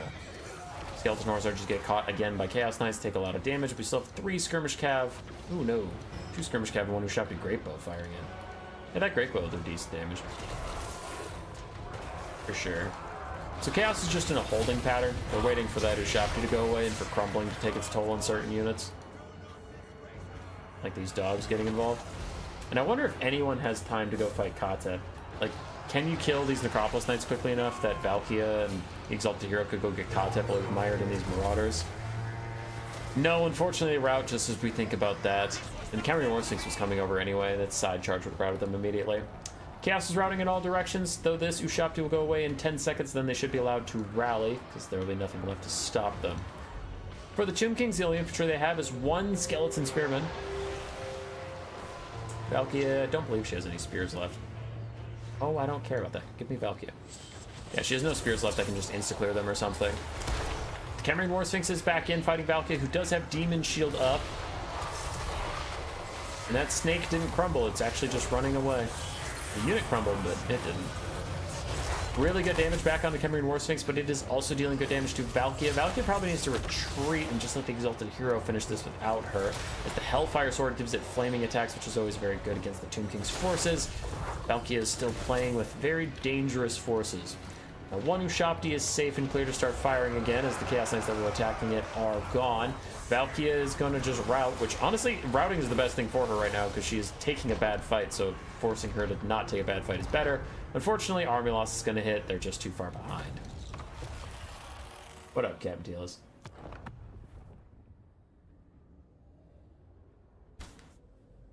Jeopardy will advance to our finals.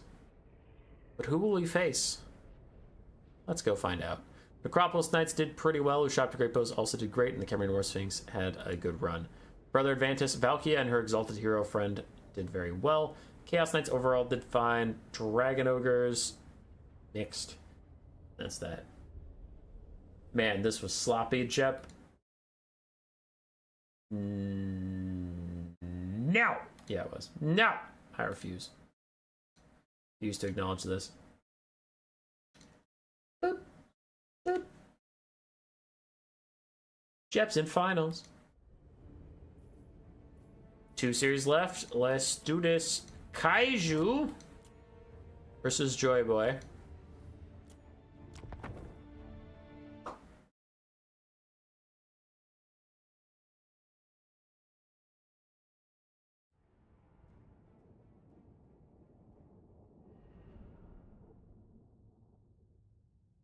Drogers not pay for themselves? Yeah, they don't ever pay for themselves.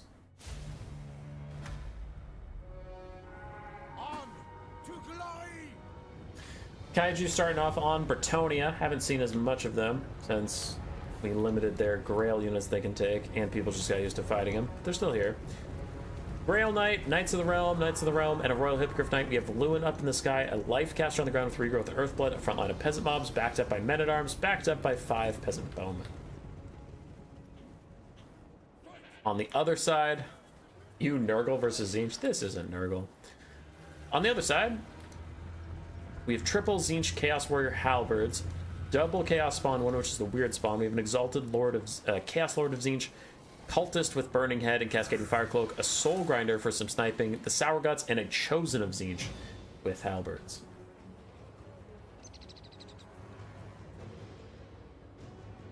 I wanted to try something against this style of Tzeentch build, but my opponent didn't bring what I needed. I took Reponse on foot with a bunch of pole arms with their armor piercing, and then just as many stat buffs as I could give him. But he didn't bring any halberds, so it was a little awkward. We won, but it was tough. Peasant mobs in range, so the Sour Guts can throw at them. In comes a Burning Head down the line of Men-at-Arms. Will it get a twofer? Now, Bretonnia definitely favors this state of play. I mean, 5 archers can easily outshoot 1 Pink Horror. And unfortunately, the Cascading Fire Cloak and the Chaos Warriors with Halberds only gives them melee damage and melee defense. But casting it on them preemptively is not doing a whole lot.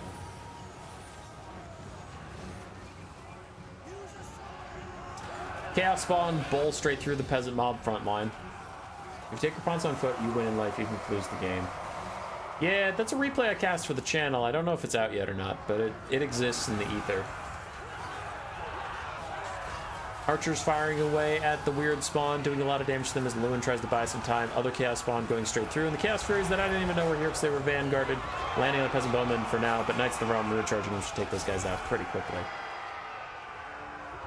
And I'm worried about Tzeentch, man. They can just get kited. There's too many archers. For Bretonnia, they do need to be moving up their Men-at-Arms a little more aggressively. Like, we have these ones who ended up behind the archers, and they need to get between the archers and any problems. But already 1 Chaos Fury is gone. Nice Burning Head down the side. If it's overcast, should shatter the Peasant Bowmen. No, it kind of curved off. Negative 55 leadership for quite a while. It doesn't shatter him because it went off course. Boo. Weird spawn just about dead, but not quite finished off yet. Instead, Lewin dives into the backline. He is now surrounded by Chaos Warriors and Sour Guts. Where did the Chosen end up? There they are. They're wandering around doing their best as the Cultist goes through these fools. Now, Chaos Warriors continue to advance upon the Archers of Bretonnia, but the Archers should be able to rally in the distance and keep fighting while we have Knights of the Realm and Hippogriff Knights and Grail Knights somewhere. That can be cycle charging. Both the spawn are going to be dead. Well, this weird spawn is still alive. Hello, Knights? Knights anywhere? Someone go help those fucking archers, please. Regrowth out for the Royal Hippogriff Knights, who are not on fire. So they do get the full effect of that healing. And Grail Knights actually ignoring the charge onto the Soul Grinder, instead going for a rear charge on these Chaos Warriors with Halberds. Get a little bit of damage out, but Lewin needs to immediately come back and help them. It looks like that is just what he's doing, while the Sour Guts get stuck fighting Knights of the Realm, firing while in melee, making them very deadly. But actually, Lewin's not going to go help. He's just abandoning the Grail Knights to their fate. We do have occasional archer support coming in, while the weird spawn continue to be the weird spawn somewhere else. Question, can we kill the Soul Grinder? If not, can we kill the weird spawn? If not, can we pick a target? Kill it. Grail Knights trying to surround the Chosen of Tzeentch. Doing some decent damage, but also the Halberds are just fighting in every direction now, and they're loving it. More Knights of the Realm opting in as archers fire on these poor guys. Look at them. They're just surrounded. A surrounded ball of metal and fear. Kyle, that Reponse game was great. Good. This is the type of build I was bringing that Reponse build for, but it did not materialize into Chaos Warriors. Instead, it was a panic.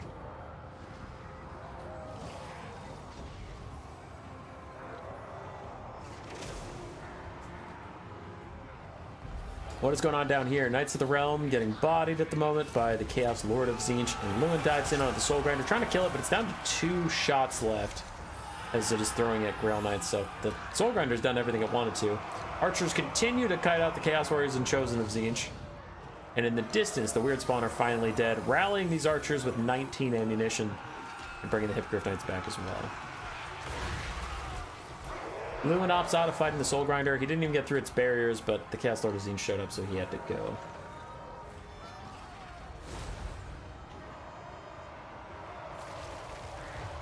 Is that a tier 3?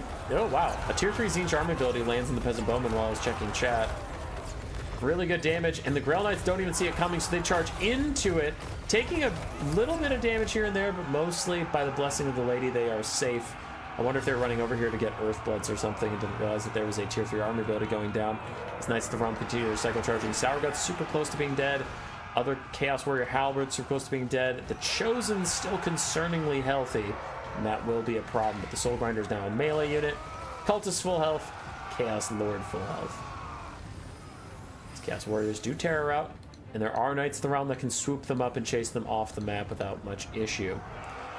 Grail Knights down to 11 models, very, very injured. Hippogriff Knights are chilling, and another burning head down the lines of some peasants trying to get rid of them. Does so much damage to the Peasant Bowman who tried to walk forward and dodge some of it at least.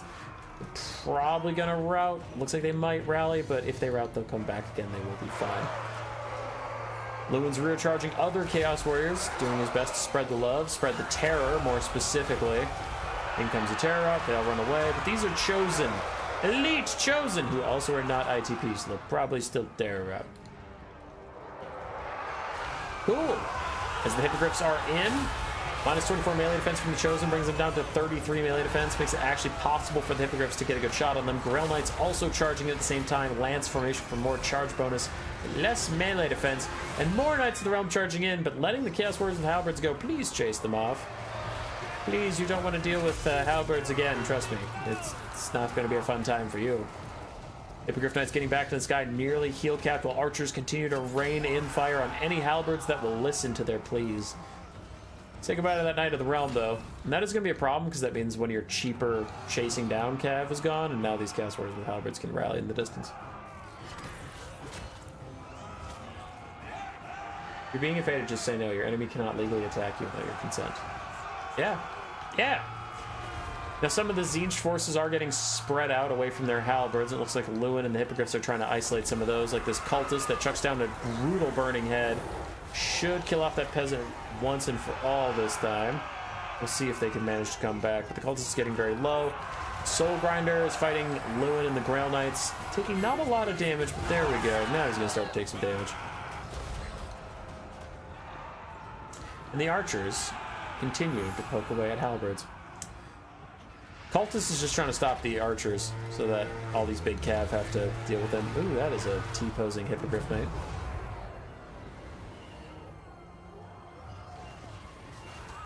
Grail Knights with a nice frontal charge, good impact damage, and Lewin is even going to join in. They really want this Firecaster to die.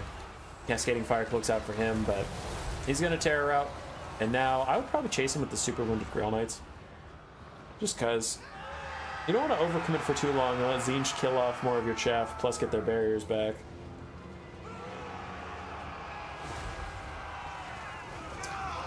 Grail Knights plow into him, get some good impact damage. Now he's going to rout for real this time. You can deal with him then. And yeah, Bretonnia is just kind of picking off everything that separates away from the halberds. Chaos Warriors getting super low. Chosen are just maintaining their low status. And this foot Chaos Lord of Tzeentch can't, like, pick any fights.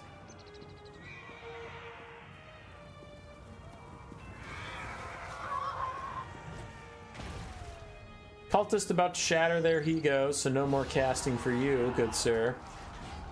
Soul Grinder's down to half HP. That's looking like it. I don't really think that these halberds can carry the rest of the game.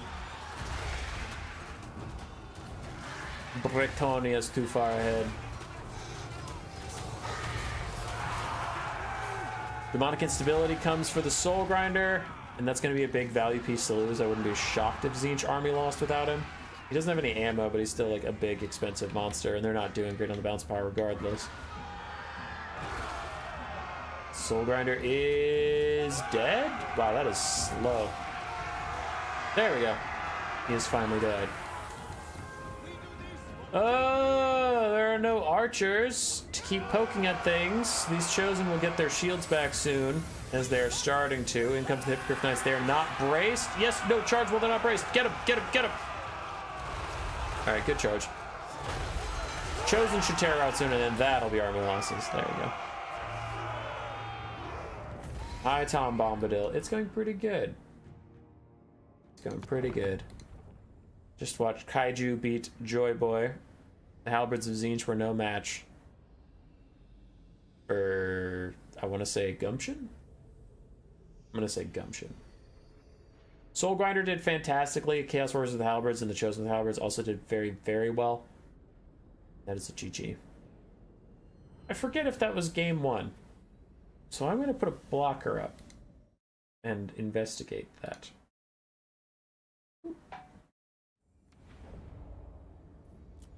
That was game 1. On to game 2. Oh my goodness. Oh my goodness gracious. Okay.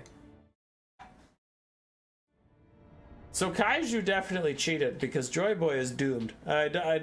There's 2 hand cannons versus the Shredder of Lustria. That is free value.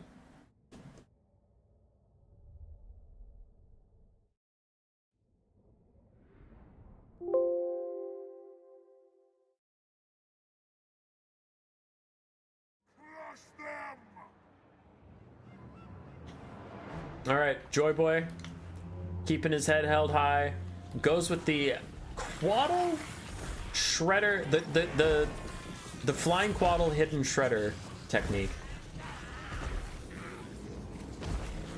Any fun streams coming up? Every stream is a fun stream. No, I just did a fun stream recently, and now we have a bunch of playoffs to do.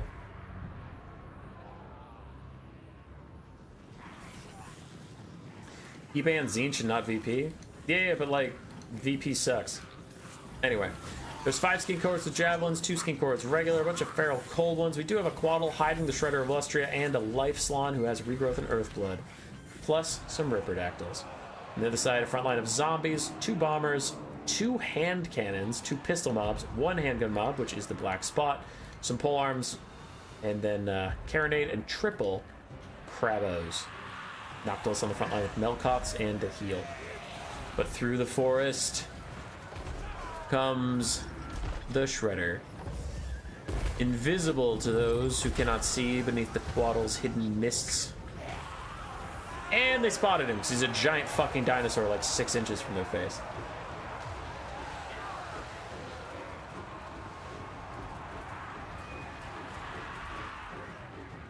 Skink's currently getting worked over, but the Feral Cold Ones are going to sprint through a gap in the front line and cause a bit of problems while the bombers rout off various Skinks. Very good rampage timing. Takes those guys away from the problem, but in comes the hand cannon mobs. No, they're busy shooting the Feral Cold Ones, not quite the Shredder just yet. And Carronades are busy shooting at the Quaddle, which his very thin flying body makes him hard to hit. Now they've moved on to the Shredder. A little more guaranteed value. That's going to be really, really bad. As 3 various ranged mobs all end up piling on top of each other just as a banishment is coming through. It's going to do so much damage to them. But still the Vampire Coast is doing okay. We still have 1 hand cannon safe and sound. Other hand cannon might be dead. Nope, they're back. Yeah, they jumped. They're fine. Cold One's routed off. Ooh, and a... Oh, that is very nice Chain Lightning from the Quaddle. So between the Banishment, the Chain Lightning, 2 bounce spells, just taking out 3 ranged mobs. Meanwhile, the Quaddle is taking out the Carronade. Very, very good start here for the Lizardmen. Now, down a little bit on the bounce power, because, hey, what are you going to do? Skinks are going to skink. So all the Skinks are, like, dead. And Feral Cold Ones are currently accidentally disrupting hand cannons as they try to just flee the map, saving the Shredder of Lustria for now, as he tries to get back there, but he can't quite do it just yet. He is getting shot at the meantime, and being poked by sticks, and being poked by another stick, and being poked by crabs, so a lot of poking going on. As the Ripperdactyls come in as well to help fight the hand cannons. The hand cannons not being able to get as many shots off as they would like. And the front line of the zombies is fading.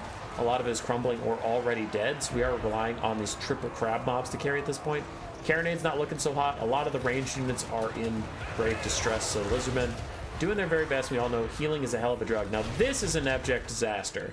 The Shredder is stuck sitting in front of hand cannon mobs, stuck on top of pole arms, can't move away from the Promethean mobs that are armor-piercing melee him and armor-piercing shotgunning him at point-blank range. So Shredder is just having a terrible time while Noctilus pokes him in the back. I don't know what happened there or why he couldn't move or why he couldn't attack, but it is horrendous, and he starts to run away now. Cold-blooded keeps him in the fight. He can maybe get a regrowth and help out in the late game, but he took so much damage while just T-posing on him. And elsewhere, it's looking tough. I mean, there's not a lot of Lizardmen left to help out. The Quaddle's still causing disruption. Ooh. The Slaanesh is down. It looks like Khorne must have been getting good value onto him, because that summon definitely didn't kill him. Yeah, Khorne has 1300 value. Shredder's going to run out of cold-blooded soon, and then he will rout. Meanwhile, he's getting shot by the hand cannon and the cannons. It's hard to see on a snow map, but he actually is getting ripped apart by those little teeny tiny bullets. That is GG.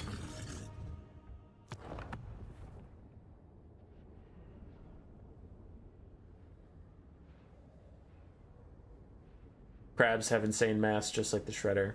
True, in cars, true. That's the one that was sitting under the Shredder, as it got 1500 value while he was stuck on crabs and couldn't move. Hand cannons, fine value for both of them. One did above and beyond. And then Joy Boy had a tough time getting that front line really going. The Quaddle did fantastically. The Shredder, unfortunately, did not do a great time. Yeah. Poor Shredsy. No, I clicked on the wrong streaming software again because I'm a stupid, dumb idiot. Oh, it hurts being this dumb and stupid. We are on to the finals, ladies and gents. This is it. It is Anti-Kaiju versus Jeopardu. Who will win? Not us, as we're starting out with Skaven, who are stinky. Versus Slaanesh, though, who are not stinky. Triple Fiends, Sigvald, and I imagine that is a Rampage caster. But is that a Hell Pit Abomination?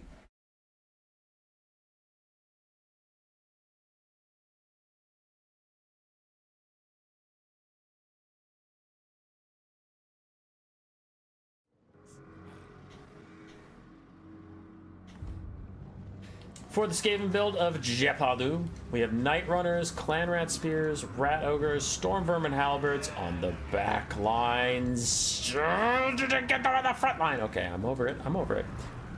Triple Rat Ogres, a Hellpit Abomination, Naked Claw with Flensing Ruin, Howling Morpkill, and Storm Demon. Now, Sigvald used to be a terror before Flensing Ruin got buffed. Now that Flensing Ruin can actually kill small models, Sigvald is not nearly as much of a problem as he was in the days of old. Elsewhere, we have Triple Fiends, Sigvald, 2 Skirmish Cav, 5 Devoted Marauders of Slaanesh, and we do have a Chaos Sorcerer of Slaanesh with Rampage and Acquiescence on top of his Mortis Engine Shrine, some flanking Furies. Now, Fiends did maybe overextend, got some damage onto Night Runners, but do need to run away from Icket Claw and the Storm Vermin Halberds. It looks like they will, so they are not overextending. Good job, Slaanesh. Go get to safety.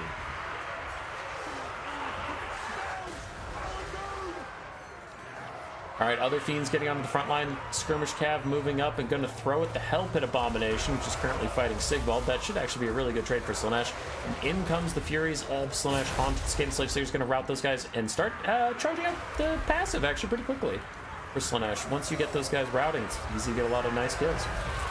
Fiend's going to surround the Hell Pit Abomination. Software Pick Musk and Acquiescence. Bring him down to 1 melee defense. Literally 1. A Flensing Ruin does deter Sigvald. He runs away, but it looks like Hydru's on top of that, dragging the Flensing Ruin away from his other units, making sure they stay safe and sound. The Hell Pit is already getting murdered. And the Storm Vermin are also not having a great time as all the little Skavenslaves, but Brethren are already routing. Now, can Slaanesh actually find time to chase them down and get those kills? We'll find out.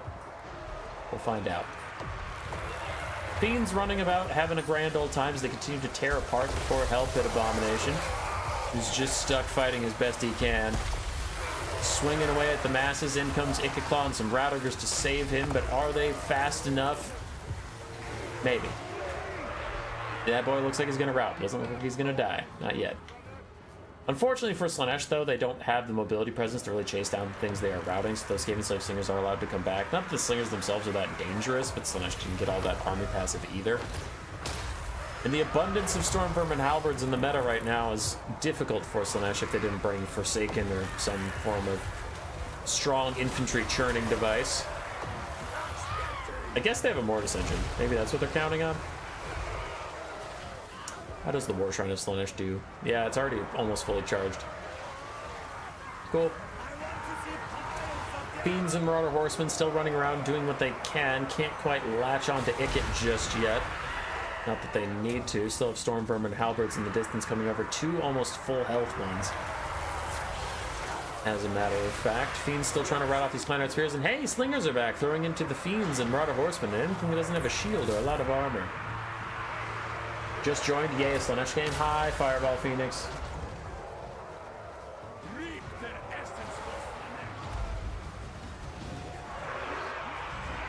Dice or Storm Vermin and Meta in the same sentence? Yeah, they've been in a lot of the games tonight. Storm Vermin Halberds are very good. Sigvald takes another Flensing Ruin to the chops while the Fiends continue to chase off the Hell Pit Abomination, and Rat Ogres are going to poke them in the back, so they do need a little bit of help soon as other Fiends are trying to chase down Ikit Claw, but he is proving difficult to stop as he is a single entity, so as long as he keeps getting movement orders, he can go through anything. Slaanesh is starting to fall behind on the balance of power. Still, the Hell Pit Abomination is healing and getting away. The Fiends are stuck, fighting against Rat Ogres, fighting against Storm Vermin Halberds, and getting whittled down. They're going to try and run away from Ikit Claw, maybe save their lives, but it looks like Demonic Instability Crumbling is probably coming for this Fiend. Probably. What is getting cast? It's a tier 3 armor ability, but on who? One of the Storm Vermin. I bet they're just doing that for the damage. I don't think they're actually doing that for the rampage. Just nice damage, especially with this Chaos Sorcerer Slaanesh draining down everybody. Does he have his heal? Yeah, he has his heal whenever he casts a spell. That is super nice. So they have a healing Mortis engine to try and drain down all of these Storm Vermin Halberds that unfortunately the healing Mortis engine is stuck sitting in. So he's not enjoying that as much.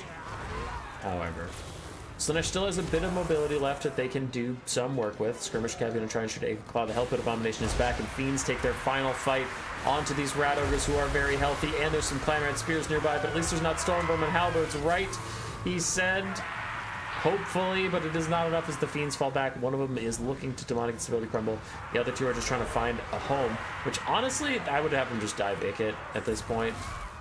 You could maybe have a tier 2 army ability of Slaanesh, just Narcissism Ikit in place, and then your Fiends get decent damage, I guess. This is going great. This is everything they wanted. Just this Sorcerer Slaanesh draining down a whole bunch of Storm Vermin. The Fiends are actually going to rear charge the area and try and rout them off. Still, I think maybe you could have gone for Ikit. Could have. Nice routes onto some of the Storm Vermin. Don't think the Fiends can really take the time and go chase these guys down, however, for the army ability you so desperately need. The Hell Pit is in to try and snipe out the Mortis engine to save the rest of the Skaven army. He's going to take the burden upon himself. And the Sorcerer is just trying to run away, get behind Sigvald and the Fiends and get to safety, while the Hell Pit takes a whole bunch of damage, but he is dealing it right back to the Fiends. Hell Pit's doing pretty well. Skaven running a little low on army. Ooh, and that's going to be a nasty Flensing Ruin right on the Sorcerer Slaanesh, who needs to cast any spells he has right now to try and survive, try and heal through it. But the Hell Pit Abomination won't go away. There's a good Lash for Slaanesh that he desperately needed. Gets a little bit of healing from that to try to withstand the Flensing Ruin. But the Flensing Ruin still has 25 seconds left, and he doesn't have that much HP, especially as the Hell Pit is hunting him down, especially as Halberds are surrounding his feet. Now he is draining them, he is routing them, even shattering them. And Sigvald is still trying to hold it up. Balance of power gets dangerously low for the forces of Slaanesh, and it looks like army losses will take them out. Not that shocking, as Sigvald was also heal capped at around half HP.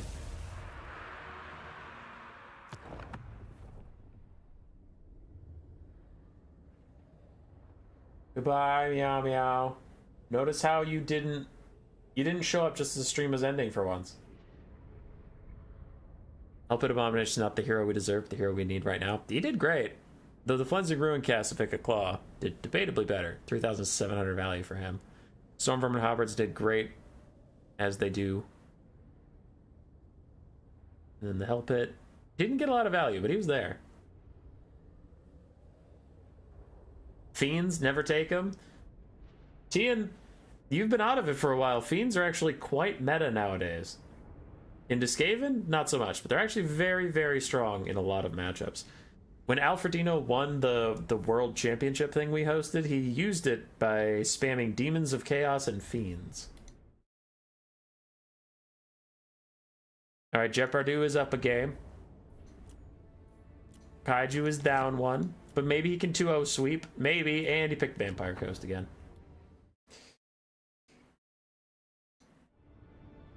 Radical Mutants would have done better. Possibly.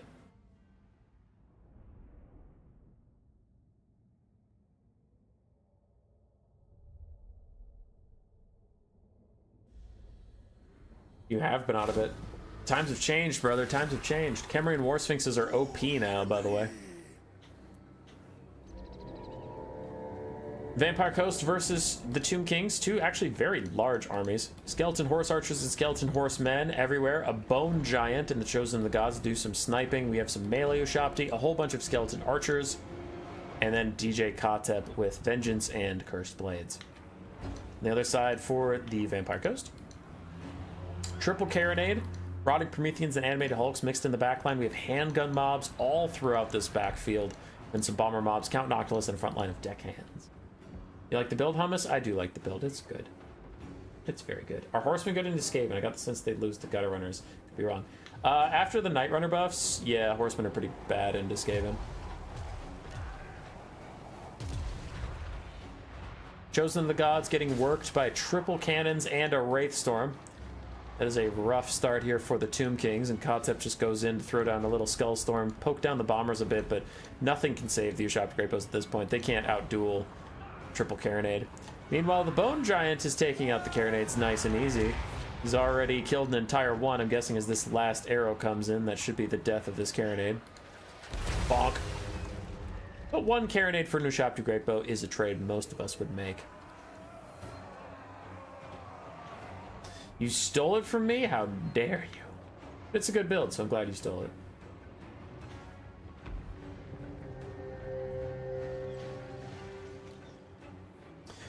Now the double cannons are focusing on the Bone Giant, just going to get a bit of damage out onto them while they can. And the Bone Giant is shooting at zombie pirates? What are you aiming at, friend? You need to kill those cannons before they kill you. Skirmish Cav are going to come around, but with double handguns back here, they don't really want to take that fight. Not at all.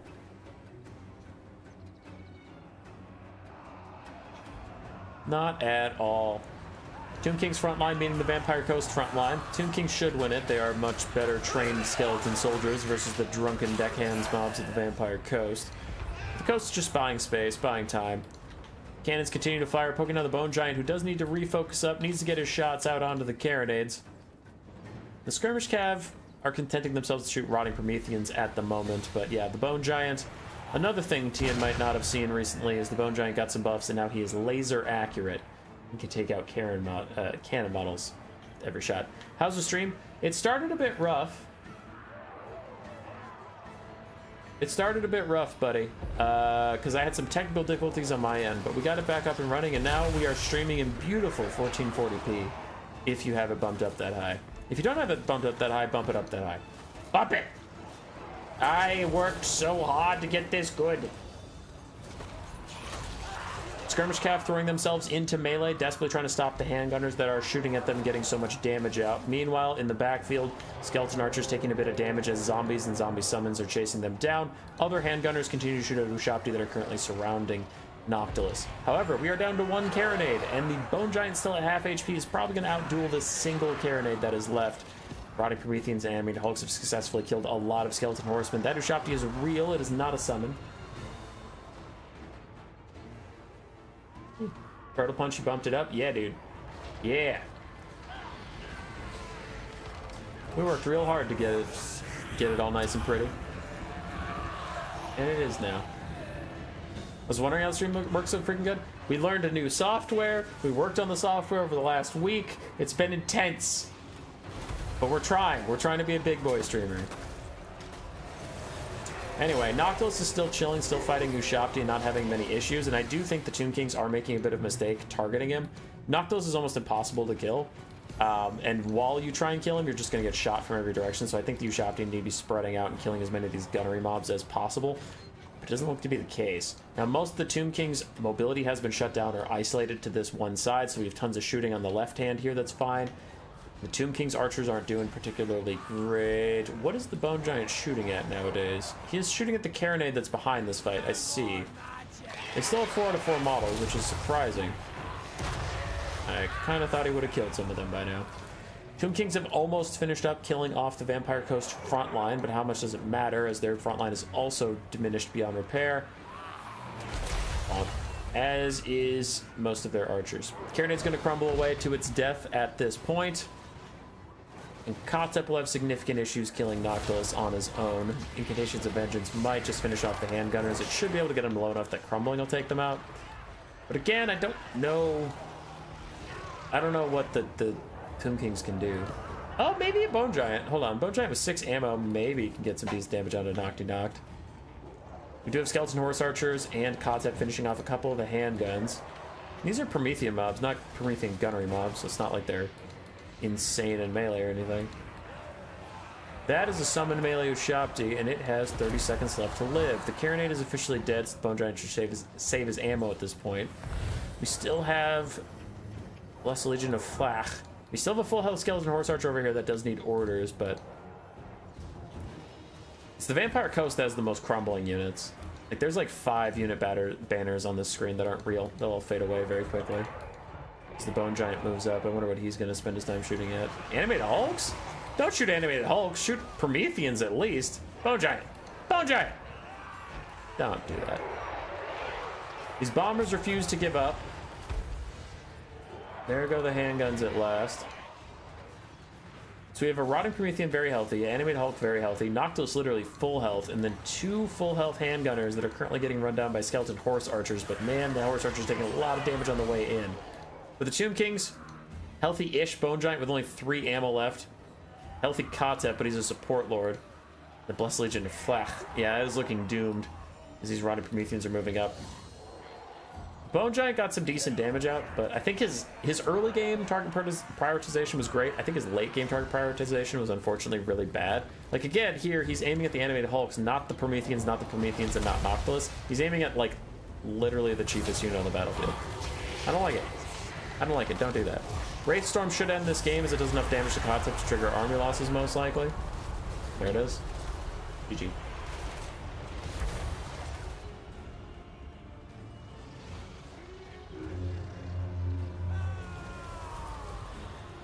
Overall, a pretty close game in the end. And we go to our final game. I don't even have to pull the blocker up because now you know it's going to game 3. So take that, you. Kaiju brings us back to 1-1 for the score. This is it for the Skavenslave playoffs. Who will win between Jephadu and Kaiju? Scrolling through some of the values. The triple cannon plus the Wraithstorm just crushed this poor Chosen of the Gods. Didn't get any damage out.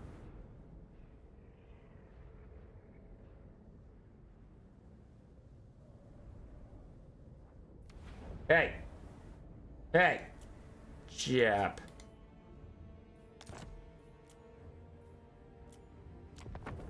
Final game of the stream? Jephadu? What, Jap? How could you let your opponent play Bretonnia into you in the final game? You are Jephadu. Your name is the Frenchiest thing I know. Don't let your opponents play the French. Alright, we have High Elves versus Bretonnia for the final game. Jep putting his faith in Tyrion, heir of an Aryan, wielder of Sunfang. Sons and daughters of Alcuin. You'll never tire of the human boy army loss predictions. Good, because they don't stop coming, they don't stop coming. For Bretonnia, we have King Lewin, Knights of the Realm, a Field Trebuchet, a Grail Guardian, the more defensive option than the Grail Knight. Grail Guardians have no anti-large, they have a way higher melee defense. We have Royal Hippogriff Knights, a bunch of Peasant Bowmen, looks like 5 of them, and then Men-at-Arms, Peasant Mobs, that's what they are. Peasant Mobs, then a Damsel of Life with Regrowth Earthblood. I'm going to decide for the High Elves. Valyrian Reaver ROR Archers, the Heralds of the Wind. We have the Fireborn, Tyrion, and then Silverin Guard and Spearmen across the front line, Lothern Seaguard with shields in the back, and we have a Mage of Life with just Regrowth.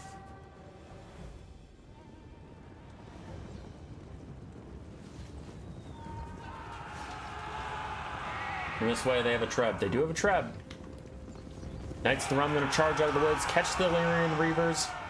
who did not see them coming. They were only visible halfway through their charge. So the alien reavers get murdered. They start to run away now, but it might be too late to save their skin. The Fireborn could get a good countercharge if these Knights of the Realm don't pull back now, so that could end up being a decent trade. Fireborn do take the fight with the Knights of the Realm, but they start to run away, so they won't take too much damage. Overall, very good start for Bretonnia. The High Elves continue to march forward. Their archers should outduel the Bretonnian peasants, since the Lothian Sea Guard are both just better archers, but also shielded.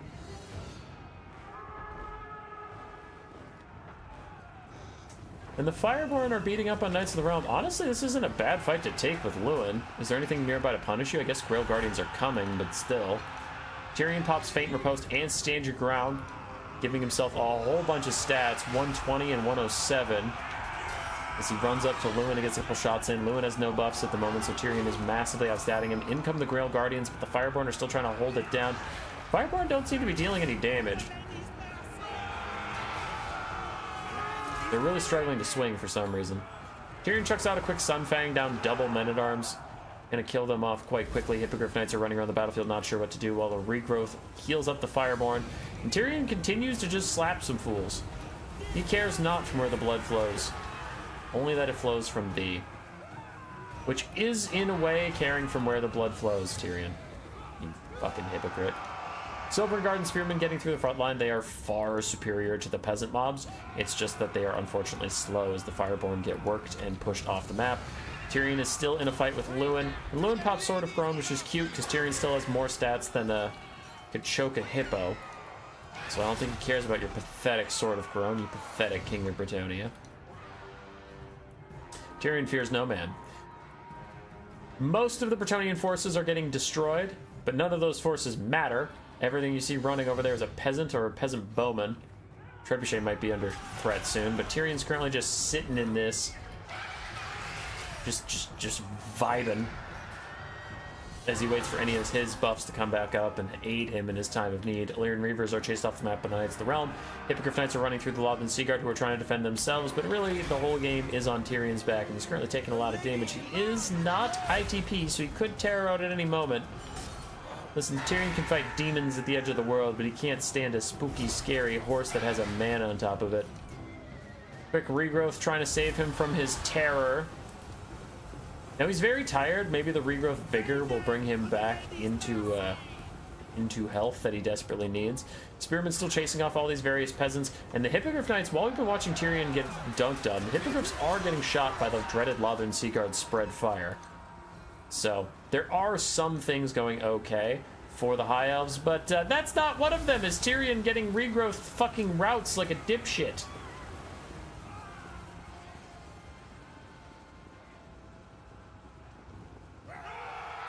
Alright, at this point, the Grail Guardians and Lewin can chase Tyrion off the battlefield, and that is probably going to be GG. Regrowth healing up the Royal Hippogriff Knights while they still get shot by Lothian Sea Guard. Meanwhile, Knights of the Realm going to charge some unbraced Lothian Sea Guard who are trying to get into formation, but it's not fast enough, so then they get plowed into. Say goodbye. And then, in the late game, we'll have a bunch of Spearmen and Silvering Guard, though you all know how that goes, because we've seen it all day. When it gets down to just infantry, whether they have pointy sticks or not, they can get Psycho Charged to death. That is a thing that usually happens. Archers continue to poke away at Spearmen. Knights of the Realm, unfortunately overcommitting, so they will die here most likely. Abandoned and alone, fighting High Elf hybrid spears, getting shot in the back by Lothian Sea Guard. There go the Knights of the Realm, they are dead as hell. But we have the main players still in the distance here, as Grail Guardians actually did enough damage to Tyrion to proc his Heart of Averlorn. Lewin making sure he does not get away. Hippogriff Knights are also going to start recharging his Lothian Sea Guard. At this point, just let him go. Just let Tyrion go. Let him get off the map, man. Go, Tyrion, go. Get off that map. Boop. Balance power shifts away from the High Elves a little bit. Their leadership will falter. Now, these are High Elves we're talking about. They might have the highest per capita leadership in the game besides Dwarves. They're feeling it, as we get a Regrowth on some Silvering Guard. Jeppy Jepp realizes the only hope for victory is pointy sticks.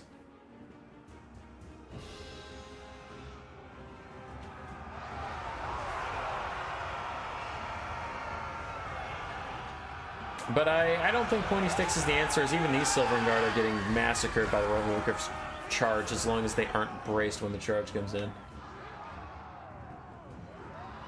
Bretonnia needs more nerfs.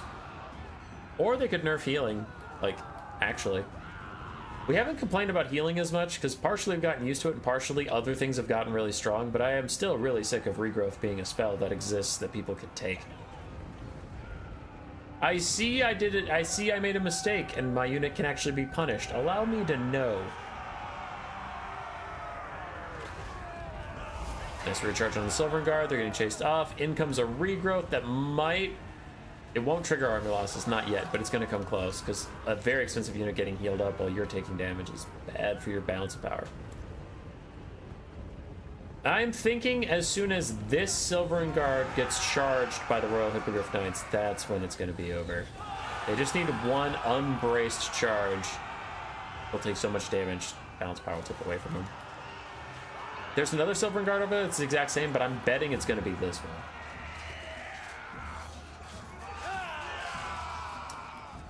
All right, they're in combat with men-at-arms, Royal Hippogriff Knights. This is your time. They're not going to do it. It looks like the prediction will be wrong. As Grail Guardians plow through these other ones, and the Hippogriff Knights are going for the other full health Silvern Guard. No! But look it, they charged them. They're doing good damage, and now we're going to army loss. It was just the wrong Silvern Guard. It was the right event, but the wrong Silvern Guard. GG, Anti-Kaiju. Good win. Started down one, but reverse swept it to a victory. Well played to Japadu for making it to Skavenslaves finals, and I believe his first playoffs made it to finals. Which is quite good. Which is very good. Very, very good. Oof. Look at those Grail Guardian values in Hippogriffs.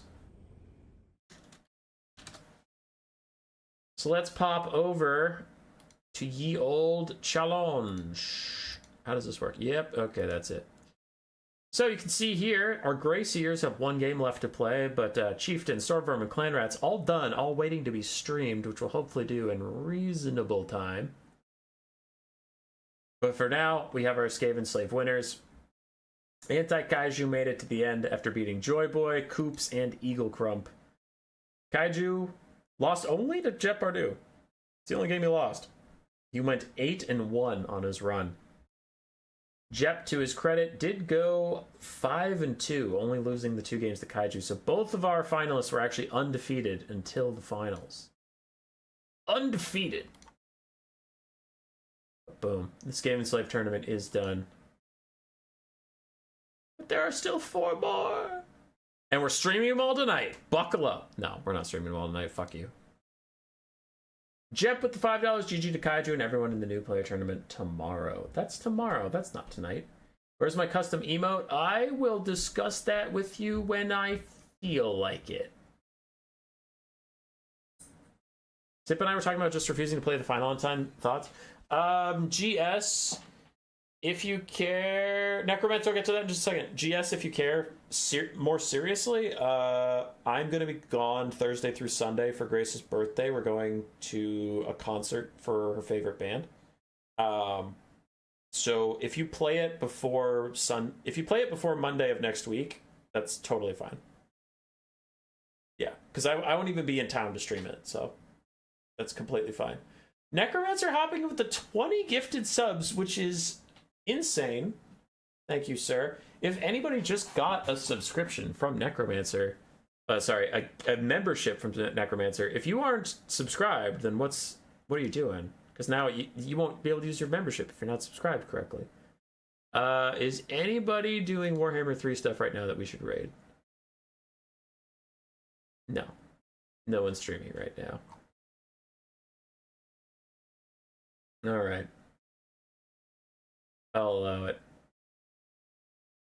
I guess I'll just send you guys into the ether.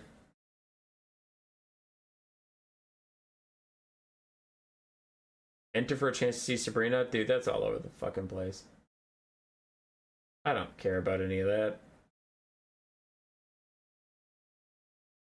Can we raid Marathi's secret? I don't think you can raid a standalone video. Just thought it'd be fun. Oh, okay. I mean, also, yeah, just don't do it on time. Then who cares? Okay, goodbye, everybody. Goodbye. Hope you enjoyed the improved stream quality.